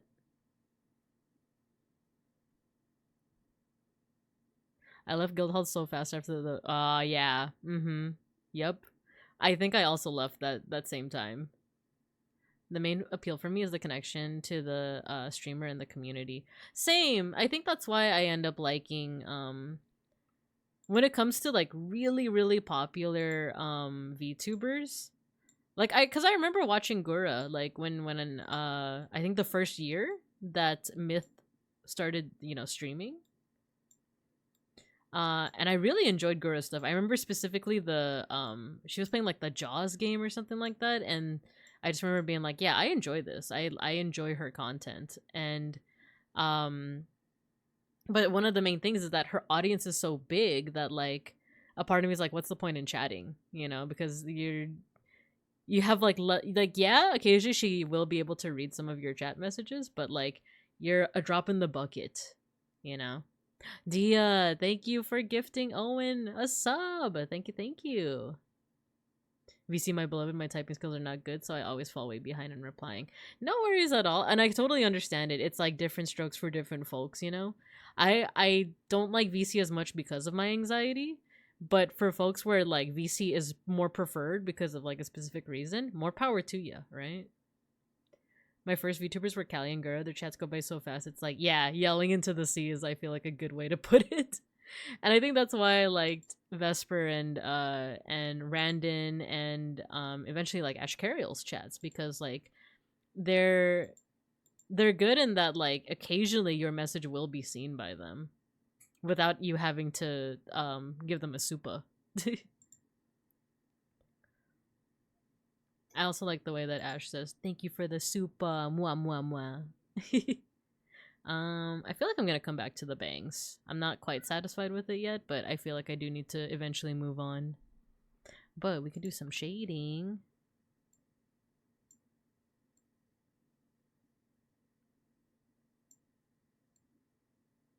Yeah, his skin runs a little bit pink, but it's also like kind of pale. So maybe I can down the saturation, up the luminosity a little bit, and then maybe that for shading. Oh, that's cute. That's cute for shading. Dun, dun, dun.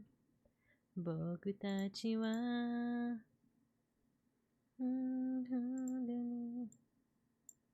some eyebrows. There you go.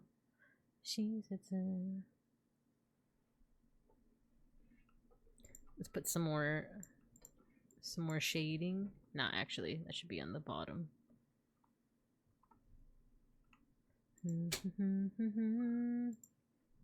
Aw, Schnackery's here. I can hear him. He's meowing. Wow. I also kind of struggle with VC. On one hand, I love the opportunity to chat, but when there's too many voices, I get anxious. Yeah, fair. There's a certain joy in saying something funny in chat and seeing that the homies read it and laughed, which is the appeal of the live threads in the Discord. Yeah. Aw, Schnackery.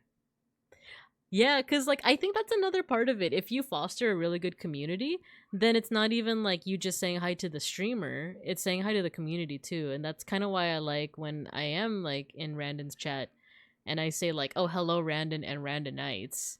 I see other people being like, oh, hey pal, hey babinka. You know, I like that too. I haven't gotten to that point yet with Ash Carroll where because I do say like, oh, hello Ash, hello Marimomis. And I haven't seen yet the hellos back, but I do feel like I'm building up a reputation as the Digimon person. I'm the Digimon gal in Ash Carroll's community, hopefully. And of course, other people are welcome to also be the Digimon people. but yeah, I don't join VC because I have a Frankenstein monster of an accent because I moved around so much. I wouldn't mind hearing what your accent sounds like. I'm an SC addict at this point. A Schnackery! Shiopi, hello! Welcome. You got your sticker. Saying hi in Big Green's chat is like a being a Norman. Yeah! You know what? That's a great way to put it. The audience cheers. It's like, hey, it's a Gojikins. I have dropped a few SCs in Ash's stream. I saw you dropped one today, right? I remember like hearing him say Matthew and I was like, is that the Matthew that I think? And it was. It was in fact the Matthew. Oh, a hype train. What the? Thanks, guys. Yeah, Schnackery's here. He's being his usual self. He is not fazed by the disappearance of the Filks. He would not be fazed by the disappearance of Haruhi Suzumiya. There we go. Okay, let's put some clothing on this naked guy, shall we? Maybe should I do purple? Okay, I need black for all of this. Oh no, it should be non-contiguous. There you go. And then this for the shading, mayhaps, perchaps. Oh, and you guys are saying hi to each other. That's what I mean. This is what I mean. Is like, oh, Dia, thank you for gifting a sub to Shiopi. Thank you. That's another thing too, is like, as I'm talking about all these things that I love about being in a VTuber, you know, space, I do appreciate that I'm seeing that within my own fandom. Within the Babing Cubs. I feel like I might not finish this by today. You know what, let's do the pants first. Do his cool little pants. Is this still the Inuyasha playlist? I don't remember this song. Oh, it is. It is. I don't remember this song because on Toonami they straight up just did not play some of the like songs. It was the same with like FMA. They straight up like skipped over so many openings for some reason.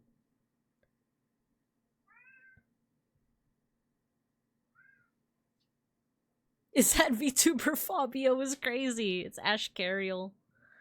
He's from First Stage Productions EN. I kind of learned how to mod from Mayshark. I try to greet everyone. Yeah, I love that. I appreciate you for doing that.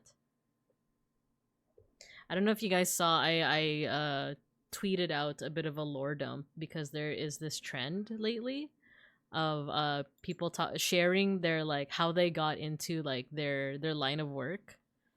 And I was like, sure, I'll hop on the trend. I'll do it too. And it eventually, because it went from me just talking about how I became like an educator that specializes in art history to like, oh, how it applies to me as a streamer. Also, Matthew hates me. No. The Vincups are one of the chillest chats I've seen. I like it here. I appreciate that, Hanel. I appreciate that so much. But yeah, what was I saying? If you guys are interested in any Babinka lore dumps, I did a lore dump earlier where I talked about how I ended up as an art history. Oh man, his boots are like one is way longer than the other. I never realized that. Oh no, what did I do? Where did the reference go? It's gone. No. Where'd it go? Is there a redo? Redo, there we go.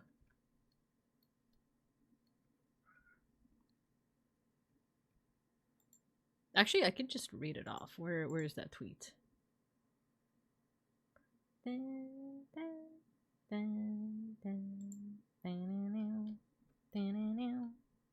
we'll take a little bit of a pause. If you guys want a little bit of a lore dump. I worry sometimes when I greet everyone and I spam the chat. So if Binka greets people first, she did the thing. Yeah. Okay. There we go. Here's my lore dump. What's the lore behind choosing your career path? So, interested in ancient civilizations and mythology in middle school because of Yu-Gi-Oh! Well, a little bit more than that, but a lot of it is Yu-Gi-Oh! Study art history plus religion and folklore in college despite having no idea what I'd do with it. Intern at the education department at a museum and end up liking teaching. Saki Jockey, hello. Is this the best streamer of this generation? I think yes. Are you talking about Ash Carriel? Or are you talking about little old me? Either is fine. First teaching job at a weird, we're a family here, for-profit school. Realized that I actually suck at teaching. That job freaking drained the hell out of me. It really did legitimately make me question if I had like made the wrong career choice. I was like really depressed. I quit after 3 months. Next job was at an educational org and realized, wait, I'm actually pretty decent at teaching actually. More so like, especially if it's like object based or if it's like art based, but yeah, it kind of like reinvigorated my love for education. And it's funny because like you might ask like, oh, if you realize that you suck at teaching, why did you get another teaching job? What happened is I had quit I kind of already decided that I would quit the job without having like a backup plan. Or like I was already applying for other positions, but I hadn't yet secured an interview anywhere. But I was just so tired of the job that I was like, I just want to quit. I just don't want to do this anymore, and I'll just figure it out. You know, you can't do that nowadays because like the job market is just really bad. But back then, this was like probably 2016-ish. I was just so tired. I was just so tired of that job that I was like, I'm just gonna quit. And the day that I quit, or sorry, I gave them like my 2 weeks. Actually, I gave them like a full month's notice because I wanted to be thoughtful to the students that I had. I wanted to give the students a heads up that like, hey, at the end of the semester, I'm gonna be leaving. So I gave them a month's notice, which is way more than they like. not the students, but like the staff. That's more than they deserved, with how crappily they treated me. And my very last day at that job, I got a phone call from like I said, I had already been like giving out my resume. I was applying to other jobs, but I hadn't yet secured an interview. But the day that my last day at the sucky job, I got a phone call saying like, oh hey, like this is a bit impromptu, but I just wanted to like call to see if we could schedule an interview. And it was at the job that I currently have, or rather like before I got promoted, but like it was at the organization that I currently work for. And basically they had seen that I had name dropped someone that used to work for them.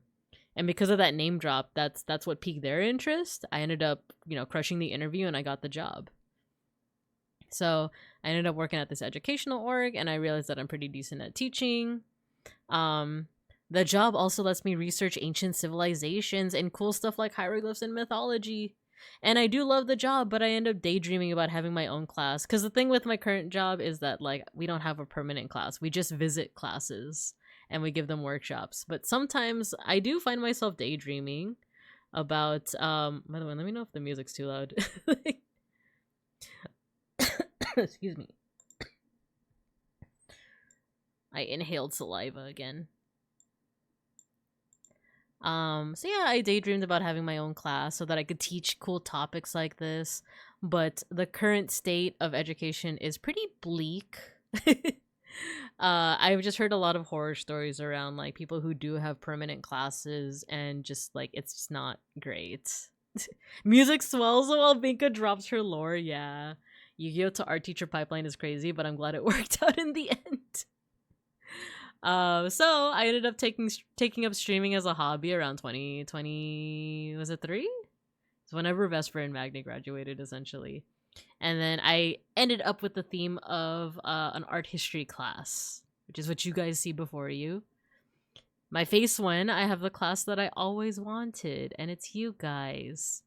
Also my face when you guys throw things at me and make fun of me and call me diminutive and break the pipes and eat the cars and all the things. But for real, thank you for being part of my rambunctious class, Babine Cubs. Hee hee. Not hee hee. Hey! And you laugh at me? Did you see that jerk? I'm not a jerk. We also say small. Oh my gosh. The music timing was also pretty good on that. Where it's like very thoughtful music, very emotional, and then grip. Did you see the walk cycle? It reminded me of you. Wait, which one? Did you post it in was it Bear Lols? Yes, I did see that. I saw it while I was using the trees, if you know what I mean. I was on the toilet. With the heavy sword.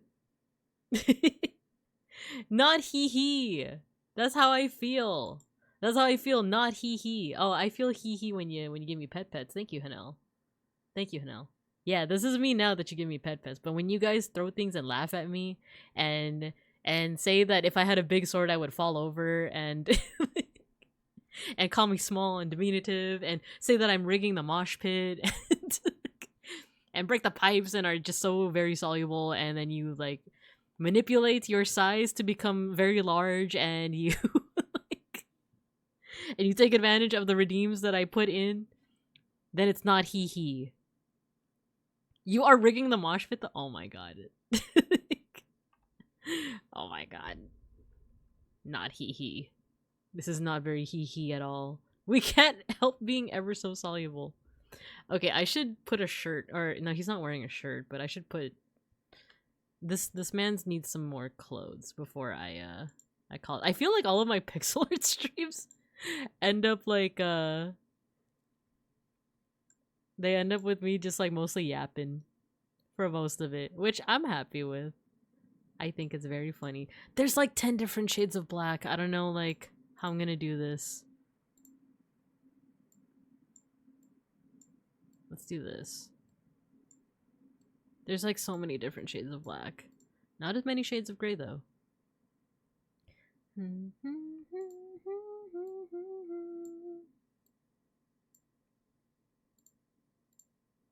There we go. How about we do something like that? Maybe we put a belly button. There we go. Should we do his chest too? Let's do this. He's naked. He is. Oh wait, wrong lyric. Is that how that should be? Oh my god, I think this is the Inuyasha opening that has like that like group of bandits. Two of which I shipped together. Was it like Janketsu or something? And what were those characters' names again? Inuyasha, bandits. There was one who like wore makeup, and I shipped them with the leader. Shichi Nintai, the 7-man band. It's Jakotsu. I think that was his name. And then I shipped him with another guy. I forgot his name. Those openings for Inuyasha were very hype. Especially this one. You know, you could save a copy of it at this point and you'd most like... you'd be most of the way to a decent Alucard. You're 100% right. Yeah, he just needs like the long like rapier, right? Look. I'll show you how easy it is. He needs the rapier that's like here's the hilt. You know? The rapier's like this big. No, actually it like extends past the screen. You know? You are right. Also, you are reminding me to save. So let me actually do that right now. Oh, you're seeing my secrets. You're seeing my, Here, I'll show you Jokotsu. There you go.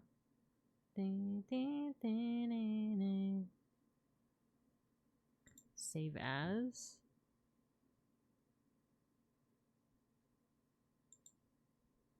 Did I save as? Uh-oh. I think I saved over the template, but... I know. Ashkariel.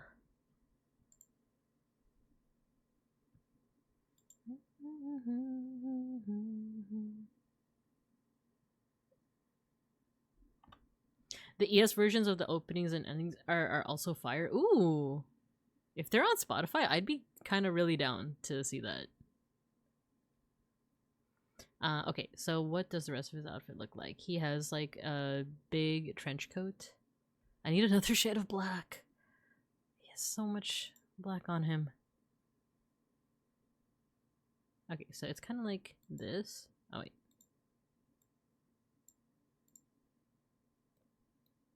Meguru, meguru.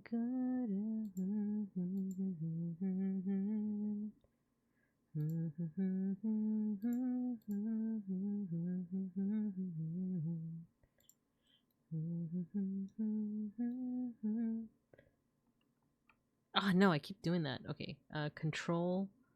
No, you know what? Undo.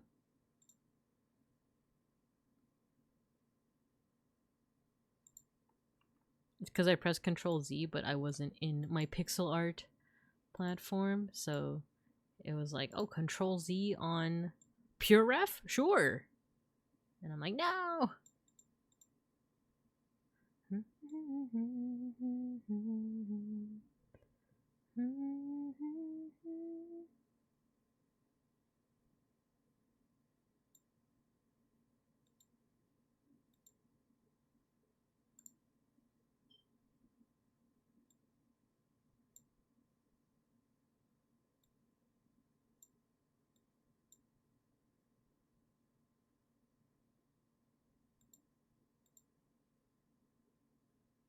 How does the top of it look again?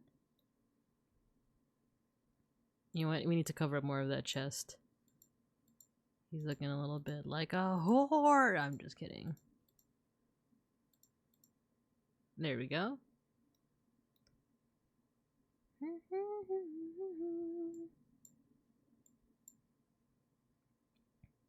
Ooh, and then maybe we could use black for the outlines. There we go.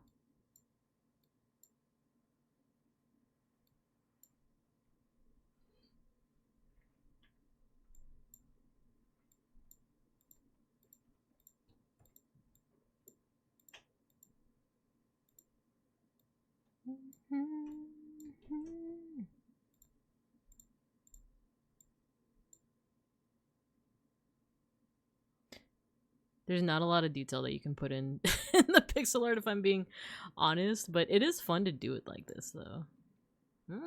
Interesting, interesting. Oh, Orlando, hello. Hello, how you doing? I'm pixelating a VTuber. He's getting pixelated.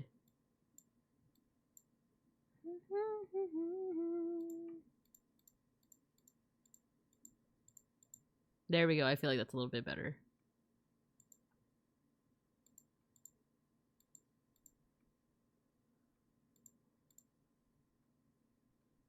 So we're not going to be seeing a lot of his feet, but that's okay.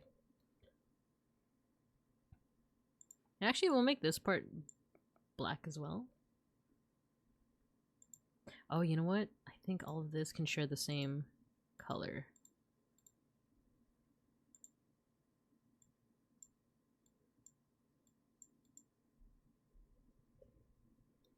He has a lot of like silver like touches as well. And you know what? I think his build actually goes a little bit higher. What program is this? This is called ASEPRITE. It's a pretty cool program that's very much dedicated to like pixel art. So it has a lot of functions that are very specific to pixel art. So it has one called Pixel Perfect, where if I turn it off and I make like a line, that's fine, but you have some things that are kind of considered like what's it called, like pixel art sins. For example, you don't want, depending on what kind of line you're making, you want to like take out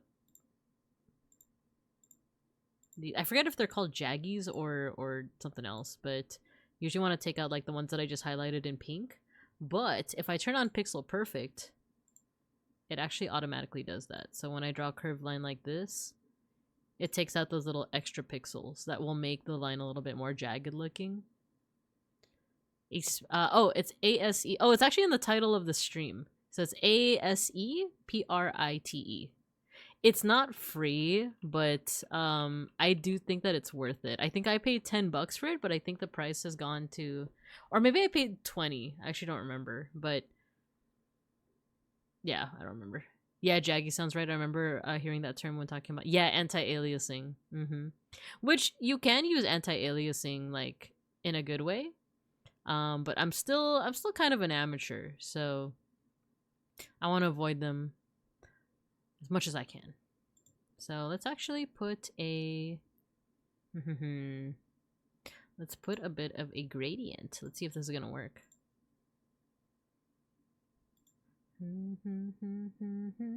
Sounds like this game would come out of a Humble Bundle. Exactly. Not the blur tool. What am I looking for? Here. Gradient. I don't like that. it should be with dithering. There we go.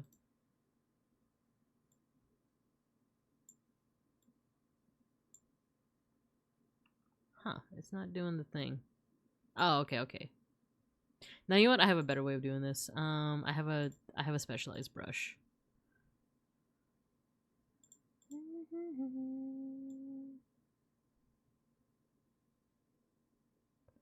So it kind of creates a dithering effect, but I'm actually going to do something different. Let's just use this one.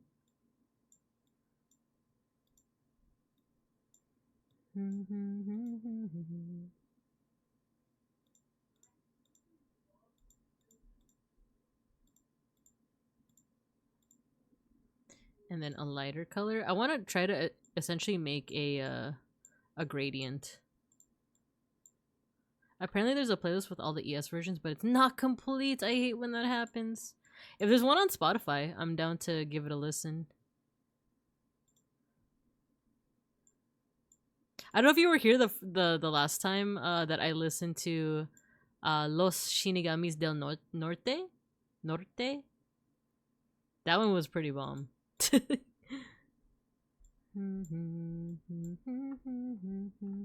does that look? It's a decent gradient. I feel like I could do better and angle it a little bit better. Let me undo that.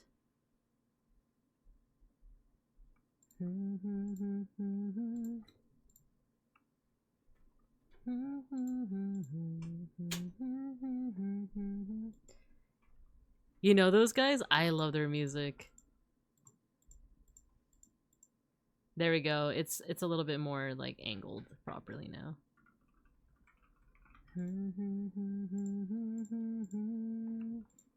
Now I feel like I should save the white for like some of the highlights and stuff.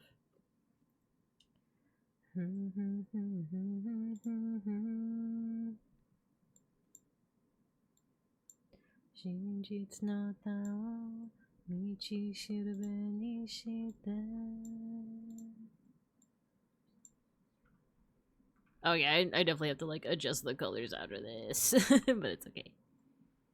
We could play Shinigami's del Norte. Actually, no, the next song is Angeles, and I really like Angeles. And not because I'm from Los and Bincos. I like that if you watch like the subversion of Inuyasha, the beginning of the song is always like the episode preview of like, oh, some stuff's going down. I wonder what's gonna happen to Inuyasha and the gang now. Watch this next episode. You know what I mean? I got tripped out. I thought it was gonna be Mario. Okay, can we talk about though if we're talking about episode previews? One of the funniest things, I forgot if I ever told you guys this, but me and Beans have like an in-joke about how FMA does their episode previews. You know, after like the end credits. If you guys have ever watched like FMA Classic and then like compared it to how they do it in FMA Brotherhood, it's so funny because FMA Classic, I think it's Alphonse that does the episode preview of like, oh no, something weird's happening with brother. We have to go find him. Next episode, the mysterious city, you know, like stuff like that. But then if you compare it, especially in like the last few episodes, compared to how they do it on FMA Brotherhood, the difference is so funny because it's father, I think, that's doing it. And he says all this like kind of generic, like, haven't heard the song in ages. Yeah, I love this one. But if you listen to the way that they do in the FMA like Brotherhood, it's like father saying something like very like ominous about humanity. So it's like I wish there was like, I don't know if like someone's ever made it, but like just like a TikTok or something where it's like POV, the episode preview for FMA Classic. Oh no, something's happened to Big Brother. We have to go find him in the jail. Next episode of Full Metal Alchemist, the mysterious neighborhood. Big Brother, you know, and then POV, you're watching the episode preview to FMA Brotherhood. And it's father's voice going like, humanity is full of shit and terrible, and I hate them, and I hope they all die. Next time on FMA Brotherhood, fuck you and all humans. Like, you know, like, it's like, why do they do it like that? If you compare them both, it's like the difference is so stark.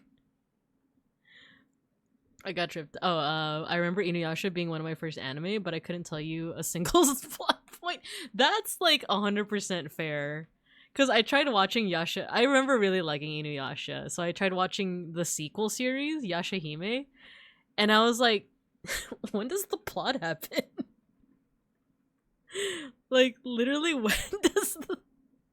when do things happen in Yashahime? Because it's like they did a really good job of like setting it up, of like, oh yeah, these are like, you know, the two sisters, and then like Inuyasha and Kagome's child. They do a good job of like setting it up, and then setting up like the intrigue, and then setting up like what the adventure is gonna be. But then like every single episode after that is like huge filler. Like, it's like, oh my god, I feel like I could have just not watched this episode, and I feel like I could have been a better person for it. I guess it helps to keep suspense. Speaking of previews, I just recently finished the original Gundam. In 10 minutes, it's just straight up previews and recaps at the end and start. That's how I felt about classic Bleach. If you guys watch like if you marathon classic Bleach, it's like the first 10 minutes, or no, like, yeah, like the first 20 minutes of an episode. No, each episode's like 23 minutes. The first like 5 to 7 minutes of an episode are gonna be like okay, how about this? The last 5 to 7 minutes of an episode are gonna be the first 5 to 7 minutes of the next episode.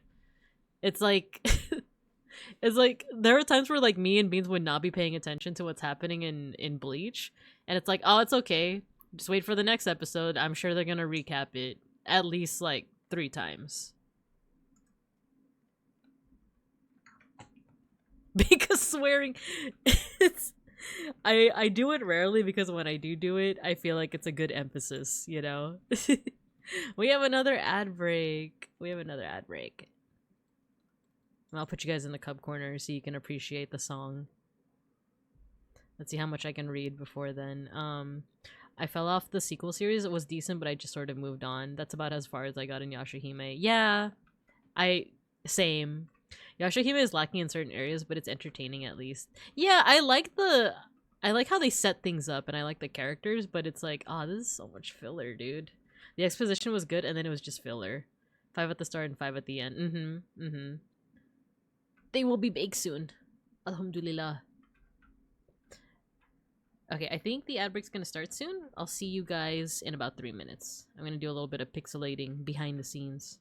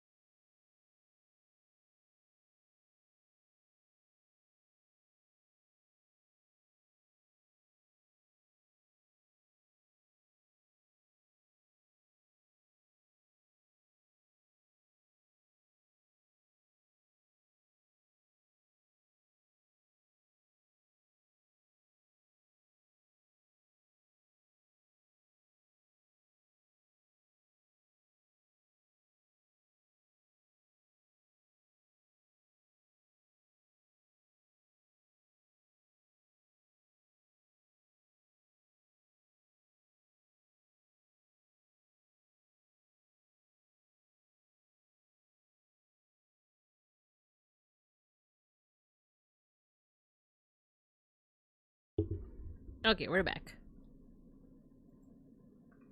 You guys enjoying the music?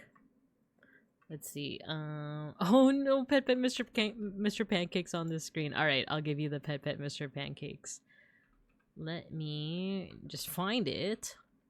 Close to me. There we go. Pet the pancakes.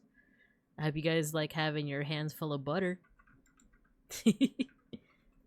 I know the twins are the stars, but Moroha stole the show from me. I love her so much. I love her too, and I think part of the reason why I felt so impatient with Yashahime, not just because a good amount of it was filler, was also because it's a sequel series. You're very curious, like, a lot of people are going to be very curious about what happened to the original cast, right? Because, like, you know, the twins are, spoiler alert, if you haven't seen Yashahime yet, it stars a set of twins who are the daughters of Sesshomaru and Rin.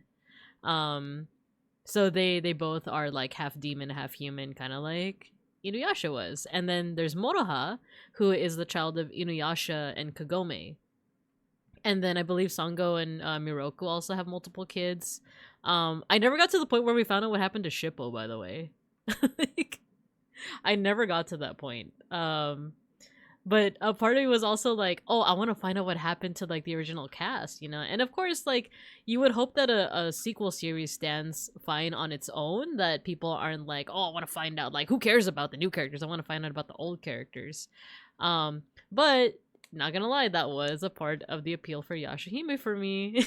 So but I did like Moroha a lot. I think her personality was really cool. I like her set of, like, you know, tricks and abilities. Let's see. Hands full of butter is the new hip thing the kids are doing. Is it really? Should I start doing that, Moving Cubs? Moving Cubs, put butter on you. Put butter on you. I swear it's for a good reason. I'm gonna pet you guys. Harpsichord Enjoyer, hello. Doggo Daughter was cool. Yeah. I know if you guys ended up watching more of Yashahime, feel free to tell me in the chat what happens to Shippo. And if any of you are nervous about spoilers, then I guess click off. But I'm just curious, like, I don't know what, or I guess I could just look it up, right? I could look it up. I like that it also has the ties to the family in the current time. Yeah, because isn't it like Kagome's brother is like, he's all grown up as well? I forgot what happened to the family in the current time too, but butter dog, put the dog on the butter. I do want to do more with like Mr. Pancakes as a concept too. Cause look at him, he's just so funny looking with the butter on his head.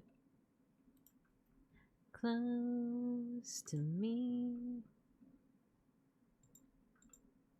Come close to me. You know what? I think I'll do away with a little bit of this bang over here. Oh, there we go. I think I'm cooking with gas. Close to me.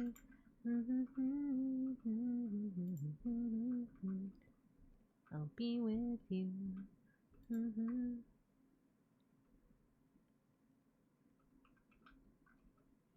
Am I familiar with the song? Not really.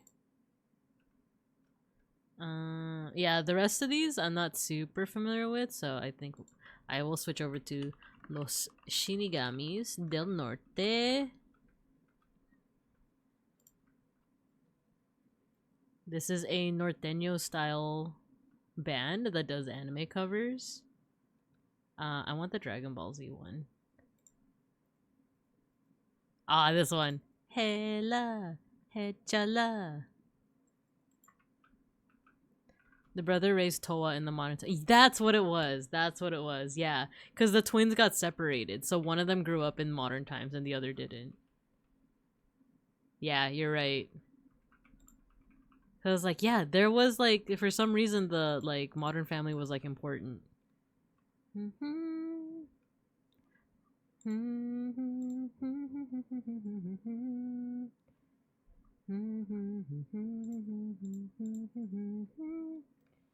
el cielo azul.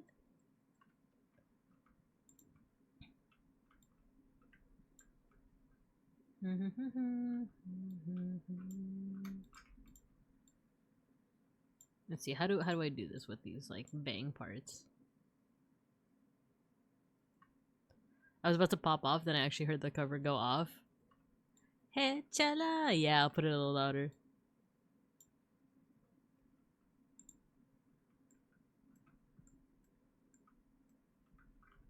Hey la! Hey chala!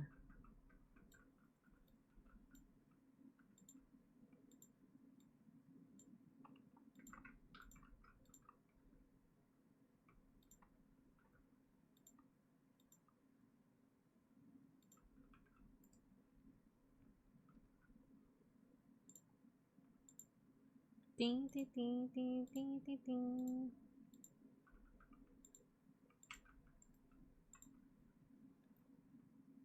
Yeah, I might need to workshop like off stream how I'm gonna do the bangs.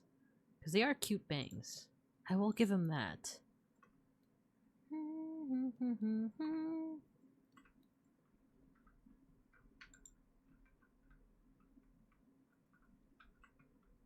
Do you think they did the Dragon Ball G? I love the Dragon Ball GT opening. I don't know if they did it though. Let me see. Is it Dan Dan Kokoro Mitamete? I don't think they did it. But I love that song. I adore Dragon Ball GT. Dan Dan Kokoro Hikarete ku. I'll put it on the queue. Oh no. That wasn't the queue. Add to queue. There you go. Hela! Hey chala! The adaptations of openings were so good. It's a shame they stopped doing it. Yeah, did they? Because I don't see a lot from their social media anymore. Hey chala!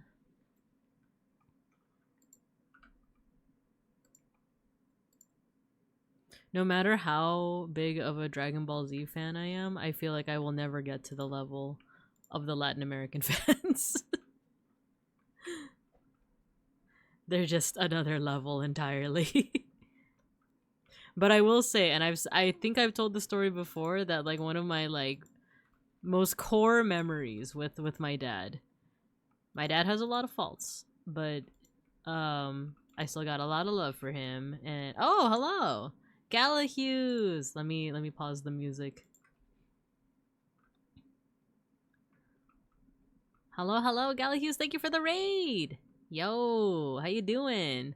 I was in your stream earlier. I was lurking for a bit until you talked about the speedrunning strat on how to like best wash dishes. I messed it up. I'm actually still attached to the dishwasher right now, so but you know, I'm gonna get good at that strat. We're gonna figure it out. But Galahughes, thank you for the raid. How you doing? If you guys aren't checking out Galahughes yet, you totally should.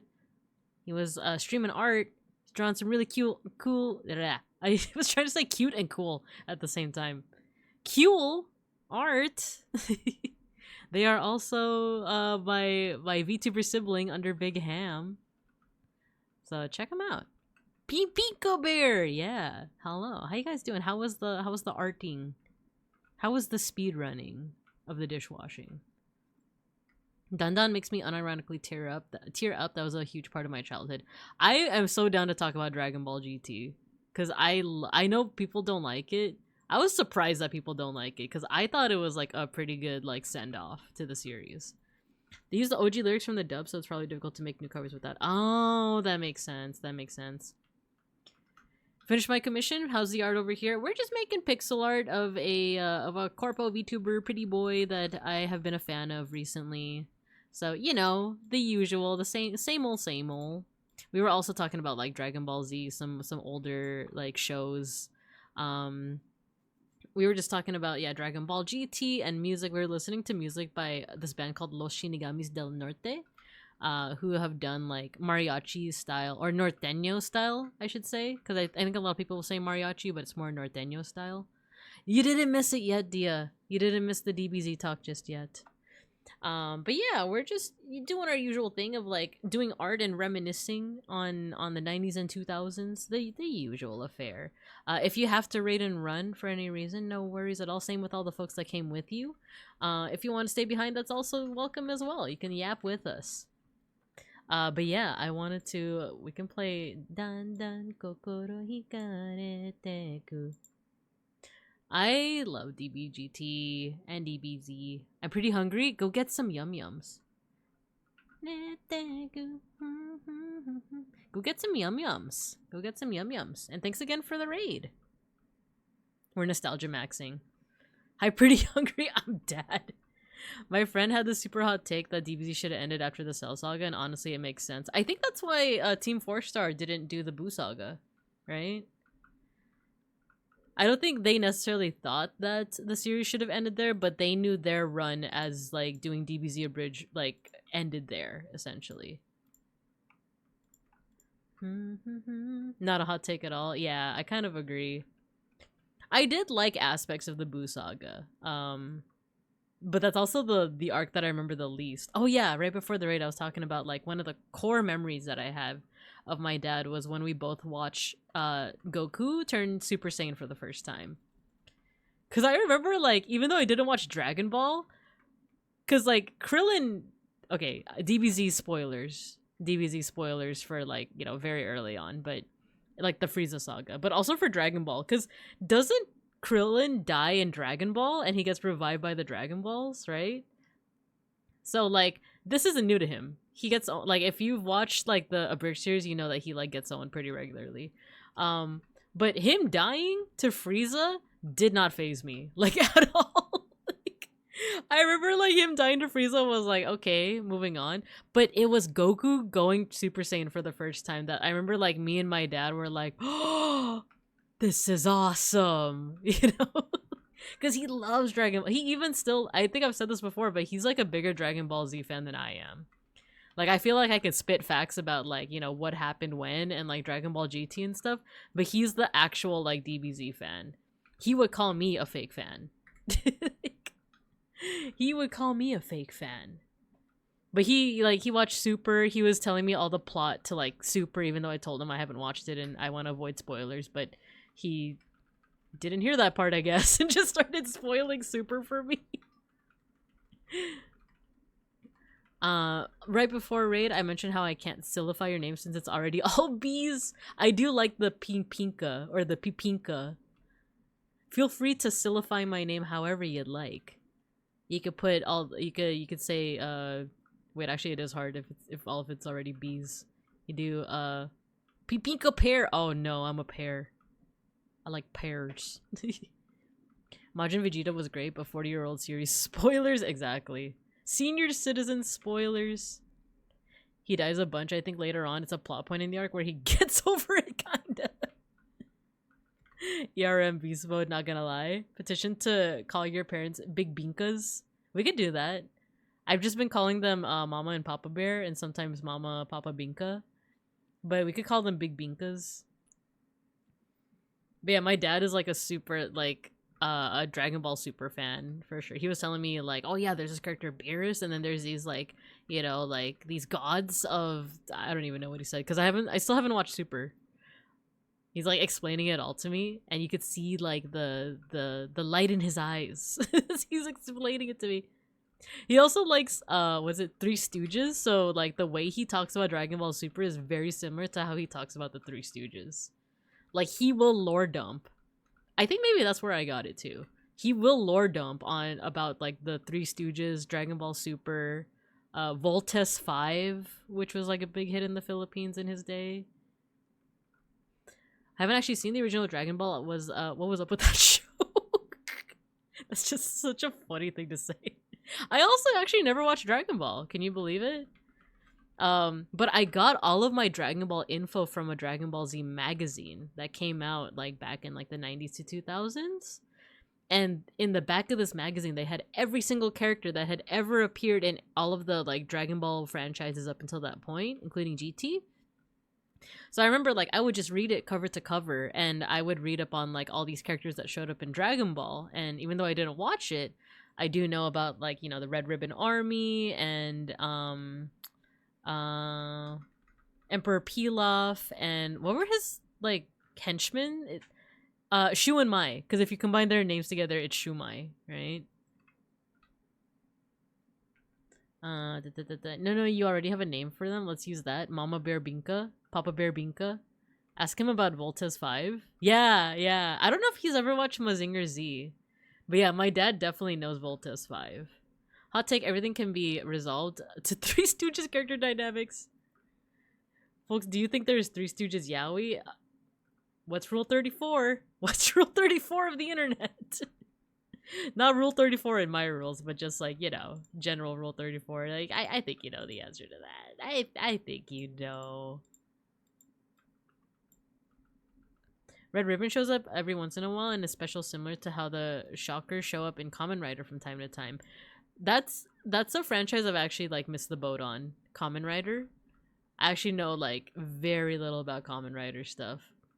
I was into Power Rangers for a while when I was a kiddo, but I wasn't too much into Kamen Rider at all. I didn't like really grow up with it that much.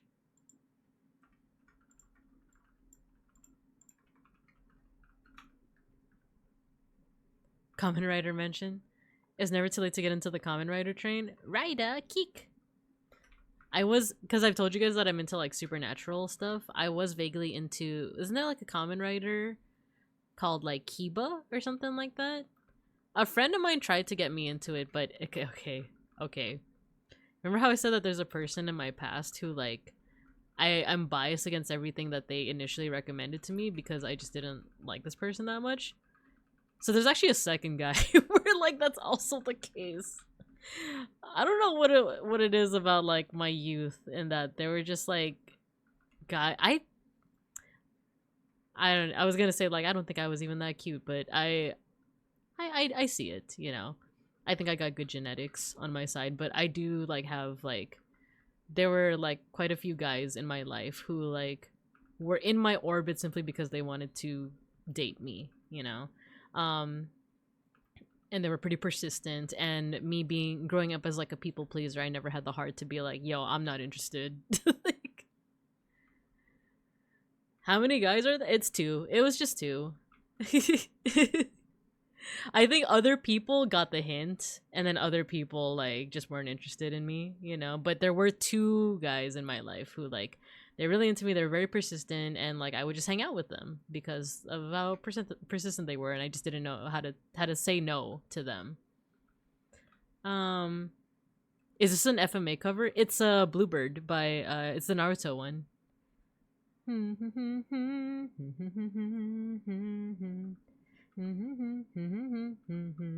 It's that one. So there was another guy. There was another guy that he was really into Kamen Rider, and he tried to get me into he tried to get me specifically into Kiva. And I remember just like because I was already biased against this person, I just wasn't into it. So it's another like I guess like road bump that I have to kind of get over in terms of like I would like to check out Macross one day. I would like to check out Kamen Rider one day, but there is a little bit of bias in me because of those experiences. Newest KR season is getting simulcasted on YouTube. Interesting. They tried to use a lot of CG in that show. This is getting out of hand. Now there's 2 of them.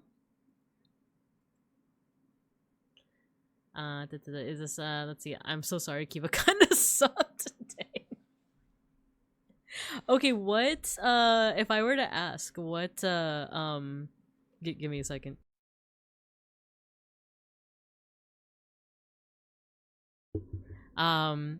If I were to try and no promises, but for Kamen Rider fans, what would you guys recommend for a beginner to get in? Like, what season is the best one for a beginner to like get into Kamen Rider?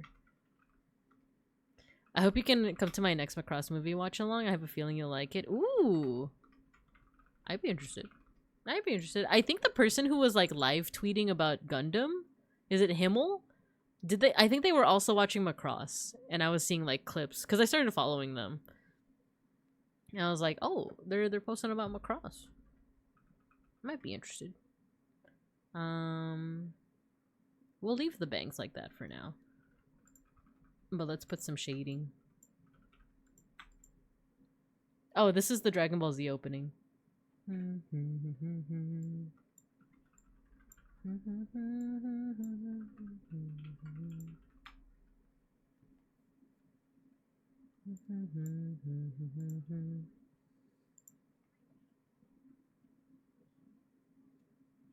I thought you were playing corridos. We're playing norteño. But listen, listen. Listen. Mr. Rage, I was talking about how, like, no matter how big of a DBZ fan I am, it will never be to the level of a Latin American DBZ fan. I love DBZ too, man. I love DBGT so much. And okay, before I continue reading chat, can I just I want to do my spiel on like how I feel about DBGT. I love DBGT. I love the Baby Saga. I love the like Dark Dragon Saga, and because those are the only VHS tapes that I saw, I actually didn't see the beginning of DBGT. I know how Goku becomes a child, but I actually like that's kind of it. But the first like VHS tapes that I watched of Dragon Ball GT was the Baby Saga, which I remember as a kid when I first watched it, that was terrifying. Because it's like all these characters that you love, and then they, spoiler alert, when they become possessed by Baby, they become evil. And it's like, oh my gosh, like, the animation was done in such a way where it's like scary, like how they look even. Because it's like Gohan and Gotenks, or sorry, Goten, Gohan, and eventually, yeah, Trunks too, so it is like Gotenks as well. Like, they look evil, and it was so scary. And then when you see like how like Vegeta is like transformed as well, it's like, oh, it's kind of scary. But like another reason why I love Dragon Ball GT is because I do think the ending was like a good homage to just like the series as a whole and like even Dragon Ball. Because the whole thing, once again, spoiler alert, with the very last arc is that like the whole thing with the Dragon Balls is that they're not supposed to be used as often as they were in the series. They're supposed to like be used and then they disperse until someone naturally finds them, stumbles upon them. And normally this would take years, centuries even. But because Bulma had created the Dragon Ball locator, they're much more easier to draw together. So because of that, like the usually when a wish is granted by the Dragon Balls, it like builds up this negative energy, but it normally gets, let me lower the volume on the music. Usually this negative energy is dispersed throughout the time when the Dragon Balls are dispersed and being found, right? So that the negative energy naturally, like, you know, goes away. But because the Dragon Balls were collected and used so often, there wasn't enough time for that negative energy to disperse, and that's what created these dark dragons. So in this arc, eventually like a wish is granted and all these dark dragons like come. I actually forgot like how it starts, but I think there's like an evil Shenron and then he splits off into like 7 evil Shenrons, and each of them represents a specific wish that was made throughout Dragon Ball Z and Dragon Ball. So Goku in his child form has to fight these dragons that are, you know, symbolic of his journeys throughout his throughout Dragon Ball and Dragon Ball Z. And of course, the one that is the most closely linked to him is the 4-star dragon, because that's the one that his grandpa Gohan had given to him. So that's the one like dark dragon that ends up being like super honorable, and that even like fights, like he fights with Goku, but he also fights alongside Goku later on. But then there's other dragons. There's one who looks really pretty, but he's like the representative of the one time Oolong wished for girls' panties, and he's super embarrassed by it. So like I just remember that tidbit. And it's just like I feel like that's such a good homage to like the series as a whole, and it's also such a good like just in terms of like lore. That's such a good callback to everything. That's a good way to incorporate that callback of like, oh, like these are the consequences of your actions. This, like, because you had done all this throughout the span of the series, now you're paying for it. And now you're getting the send-off that like incorporates all those memories that you created. Not just within the series, but also with your audience, with the people that grew up with like Goku. From seeing him as a kid, being raised by Grandpa Gohan to seeing him as a teenager, marrying Chi-Chi to seeing him as a father, raising Gohan, kind of like Piccolo did more of that, but and then just like these fights against like Cell, Frieza, Boo, etc., etc., etc. In my opinion, that was just such a good send-off to the series. So with that, I see that the chat is moving. Let me go ahead and catch up on what you guys are saying.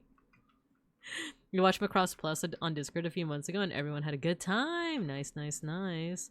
There's a new anime. It's about a 40-year-old guy who never became a common writer. Ooh, that's very interesting because it reminds me of what they're doing with Digimon nowadays. Ooze, Forze, Game, X8, and Build are all good starting points. I'm gonna copy that right now, what you just said. Orlando. I thought you were playing Corridos. They're arguably peak common writer in the Neo Heisei era. If you want anything from 2000 to 2009, Ryuki and Den-O are really good. Dragon Ball was formative, DBZ was hype, DBGT was art. Yes, I agree, Mr. Rage.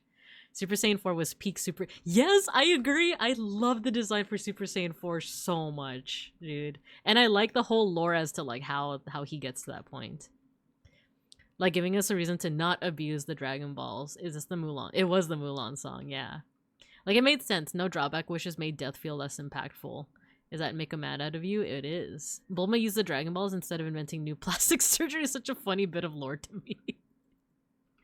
Yeah, Nova Shenron, the panties. To be fair, Goku has fought all of his friends at some point. That's true. That's true. Real friends clash and can remain friends. I think most people have fought all their friends at least once. Racing Gohan, yeah. Yeah, as it was leaving my mouth, I was like, actually, like, it's like, it was. I love the meme of like, what is it? Piccolo being photoshopped to wear that shirt that says, "I'm not the stepdad, I'm the dad that stepped up." No stranger to throwing hands with Babinka. Yeah, if you guys want a little bit of lore, me and Mr. H have literally like thrown hands at each other. Alcohol was involved, but like. We literally, there was one time I remember like we like all of us like as a group had partied and then Mr. Rage like had a scratch on his face and I'm pretty sure that was from me. And this might be a little TMI and it might ruin your image of me as the wholesome art history teacher, but I think that was also the same day I threw up in your car. I'm so sorry, dude. Like, and we laugh at it because he's the one that's like reminded me of like that one time I like threw up in his car and I was just like, I'm sorry. Because usually our like relationship, me and Mr. Rage, were usually very like, you know, throwing hands, exchanging words of the aggressive variety. Hey, stop laughing. Did you see that jerk? I'm not a jerk. Mr. Rage had to come in. No. But we're usually like, you know, pretty like jokey with each other. And then there was this one time like I just couldn't hold it in. I like threw up while he was like driving me home. And I remember being so apologetic. I was like, I'm so sorry. Like, it was like, I'm sorry. And it wasn't even that much to clear. Anyway, that's too much information. But but yeah, Mr. Age, he's the real one. He's a real one. I think most people have fought their friends at least once. Yeah, I've been watching this. He's literally me for real. That's from the newest movie. Let's see. Bah, party bears. What's a little bruising between pals? Yeah. And it's funny, our partying would be at like Beans's place. Our whole group, I remember. That's so art teacher coded. I did in fact have it coming. Headcanon, you did the noodle arm nerd slap fight. I'm pretty sure we did. I'm pretty sure. But yeah, anyway, that's my thoughts on Dragon Ball GT. Why I love it, why I think it's such a like good send off to the series. I think I do want to end off soon. I didn't finish the pixel art, but I do want to just add his little halo and then we'll probably like call it from there. We should have done the tortilla slap. I'm down. Wasn't it you who like we used to like, okay, back when I used what's it called? Back when I used Facebook a little bit more, There was one time that you linked me an article of like somewhere in Peru or like Bolivia or something. They do this thing where like they resolve all of their relationships and tensions with like a fist fight, and you were like, let's do this.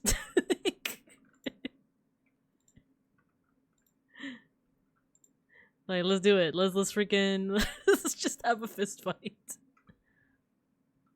All misgivings are handled. Yeah, you made your own fight club. 1 round.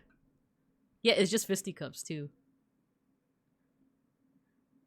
I don't know if I could do that nowadays. I don't know if either of us could do it nowadays though. Like, now that we're like in our well, we have the mosh pit.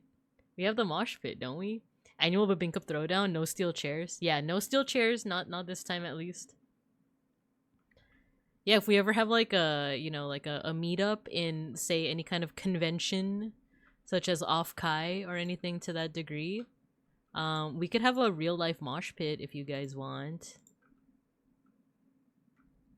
TLC match or bust. Beans running with a steel chair. Oh, the humanity.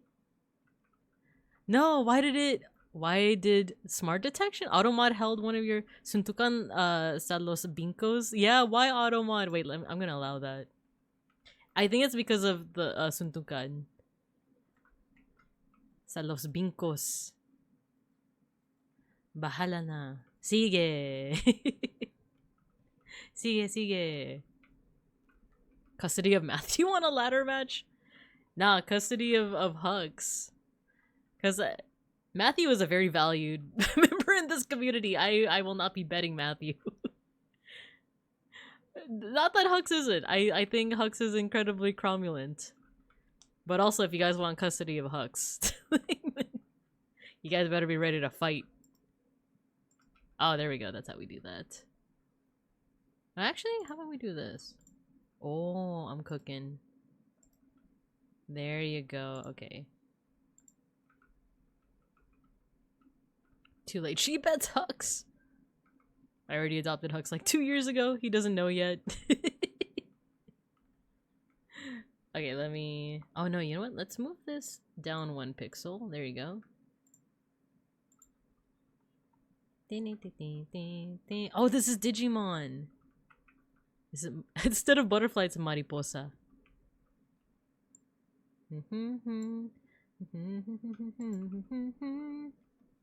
Alright, I want to work more on this pixel art, but I think this is where we're gonna call it from here. Let me go ahead and save it.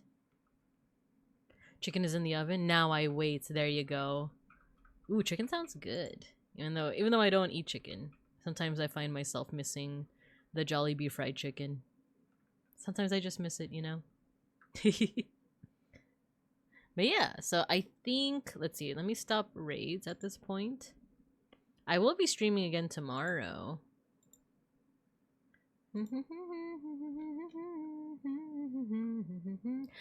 Tomorrow's Posca art. I actually don't know what I'm gonna do in terms of like what to draw for Posca art. It might be another Ashcarial, you know, type of fan art. It might be like a chibi. It might be a Maramomi. What's your diet? I'm pescatarian.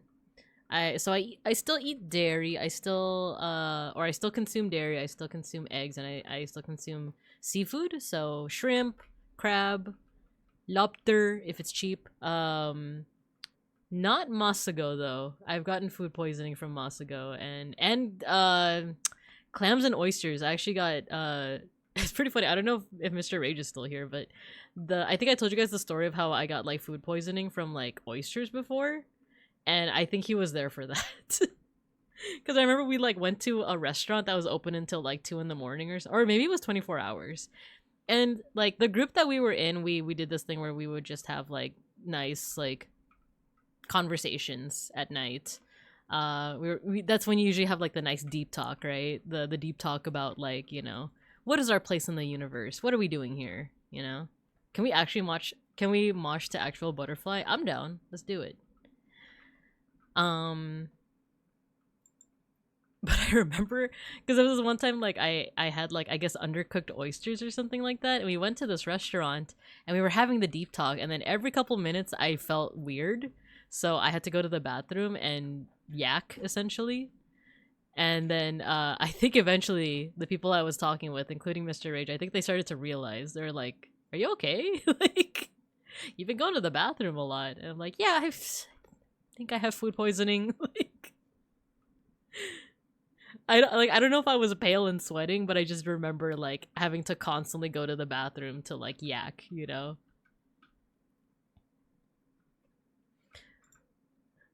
But that's why like I typically avoid oysters. I'm good with scallops though. But I have like fish. I love salmon. I love salmon so much. Maybe it's because I'm a bear, but I love salmon. I like shrimp. I'm not really picky with my shrimp either. I love shrimp. But my partner is vegan. So I typically eat stuff like you know, like that is vegan or vegan friendly. I do actually have an acquired taste for Impossible burgers and Beyond Burgers okay, but like Impossible burgers. So yeah, that's like my normal diet. I am trying to incorporate a little bit more veggies in there too. The nonchalant I got food poisoning. Oysters shouldn't act that fast. I think we've talked about this before, and I think we settled on like it might have not been food poisoning. I might have been allergic. Cause I remember like it was the same evening. It was like I think we ate around sunset. I don't remember what time of year it was. I just remember it was like around sunset that we ate the oysters. And then by the time we were at the restaurant, it was more like a cafe, but it was a 24-hour one. Either that or it closed at like 2 a.m. But I think it was like past midnight. So it would have been around like anywhere from like 4 to 6 hours. So I don't know if I did get food poisoning or if I was allergic to it or, you know, it was undercooked. But I just know that I was throwing up the whole night. Like, while we were having this deep talk of like, yeah, I just think, you know, our place in the universe, you know, it's just so complicated. And actually, excuse me. Ooh. Anyway, so our place in the universe, you know. Salmon is the most eatable fish. Yeah, I love salmon. I love it so much. I also like tilapia. If you guys ever have like this Filipino dish called sisig, there's like fish sisig that's also really good. Oh my god, that's one of the things I miss from the Philippines when I was there. There was a place I went to. I think it was called like Davao Grill or something like that. Oh my god, their like sisig was so good. And the Jollibees in the Philippines have a tuna pie. That was also really good. But anyway, I think that's where we're going to end it. Let's go ahead and do our little mosh pit.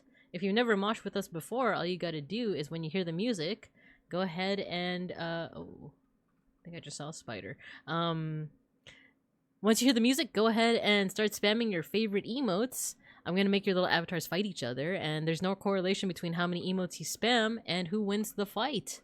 It's not rigged. I'll tell you that much. Hey! Open up the pit. Is it time to FAFO just to see if you're allergic to oysters? Maybe. I never understood the tilapia hate. Me too. Me too. Okay. We said we were going to mosh to butterfly, right? Is there like a metal version of butterfly, or do we just... Hey! Hello, Station. I should have put Butterfly Digimon. There we go. There's the all-cast version from Try. Or there's the classic one. There's also the classic one. Or there's the first take one. There's the karaoke one. Oh, there's also fire. I do love fire. The fire. Let's do the all-cast one. Ready? Let's do it. No. I put ad block! Oh my god. There we go. Atano. Nani mo wa yonaka ja. Itoshi.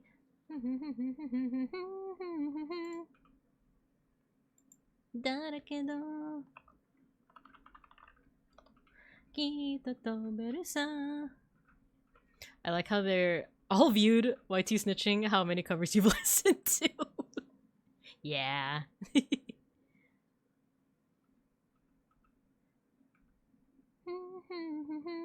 Oh, this first part is Kojiwada.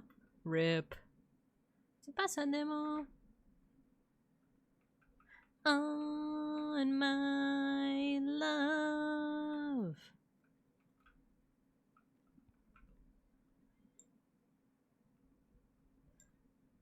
Oh, this is so cute.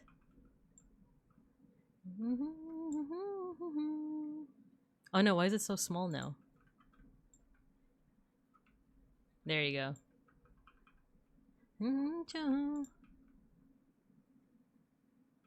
Ah, Mimi, I love you. Whoa, whoa, whoa, whoa, whoa. Naniga, whoa, whoa, whoa, whoa, whoa. Nahi. Gendai na yume no ato no.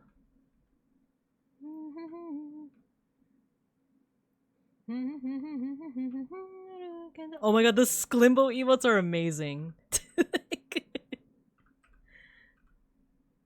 Kita toberu sa, my love.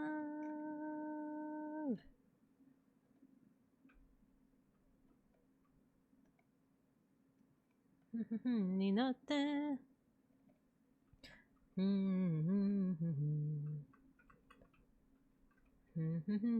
To nante ni natte.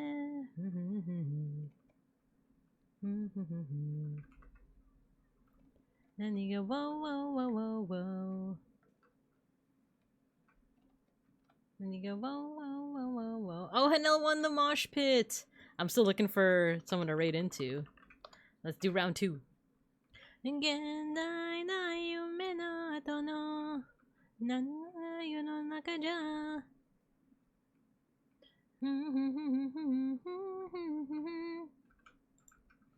Ji wa someta Kito toberu sa.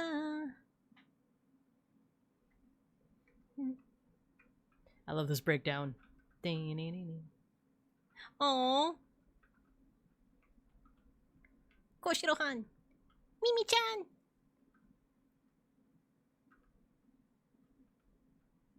Mei.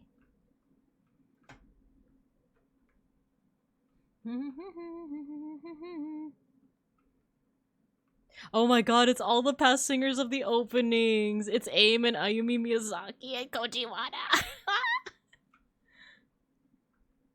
Yo, Galahughes, you won the mosh pit. Let's go. Gendai na yume no ato no yarusenai yo no naka ja. Ishiki hazume mo wakurawanai na. Ji wo someta Ichinai tsubasa de wo kita toberu sa. King of the flies, king of the cubs, king of the north. Bro, the fact that they had AIM and Koji Wada and Ayumi Miyazaki. I'm gonna tell you guys right now, for those that haven't seen Try, it's not that good, but this version of it's good as a continuation series. And this version of Butterfly, I love it. I love that it exists. I'll say that much. I'll say that much. But anyway. A part of me is like, man, if I ever do like a cover of a song, I feel like it would be Butterfly. But I don't even know. I haven't even done a karaoke stream. So it's just me dreaming. But anyway, we're gonna go ahead and do it. I'd be down. I just need a really good mixer to cover up the fact that I have no vocal training. But anyway, we're gonna go ahead and make a karaoke when I have the house to myself, or rather the apartment to myself. In an evening, you know? We'll see. But we're gonna go ahead and raid into Big Nose Bug. They're a pretty fun VTuber. They're one of the big ones too. I really like their style, but right now they are playing Sonic Rumble, it looks like. Yeah, thanks for the stream. Thank you guys for tuning in. I always appreciate you guys. I'll see you guys tomorrow morning for some Posca markers. I hope you guys have a good morning, afternoon, and evening. And as always, I'll see you guys when I see you guys. Bye-bye. Oh, thank you guys for being lovely.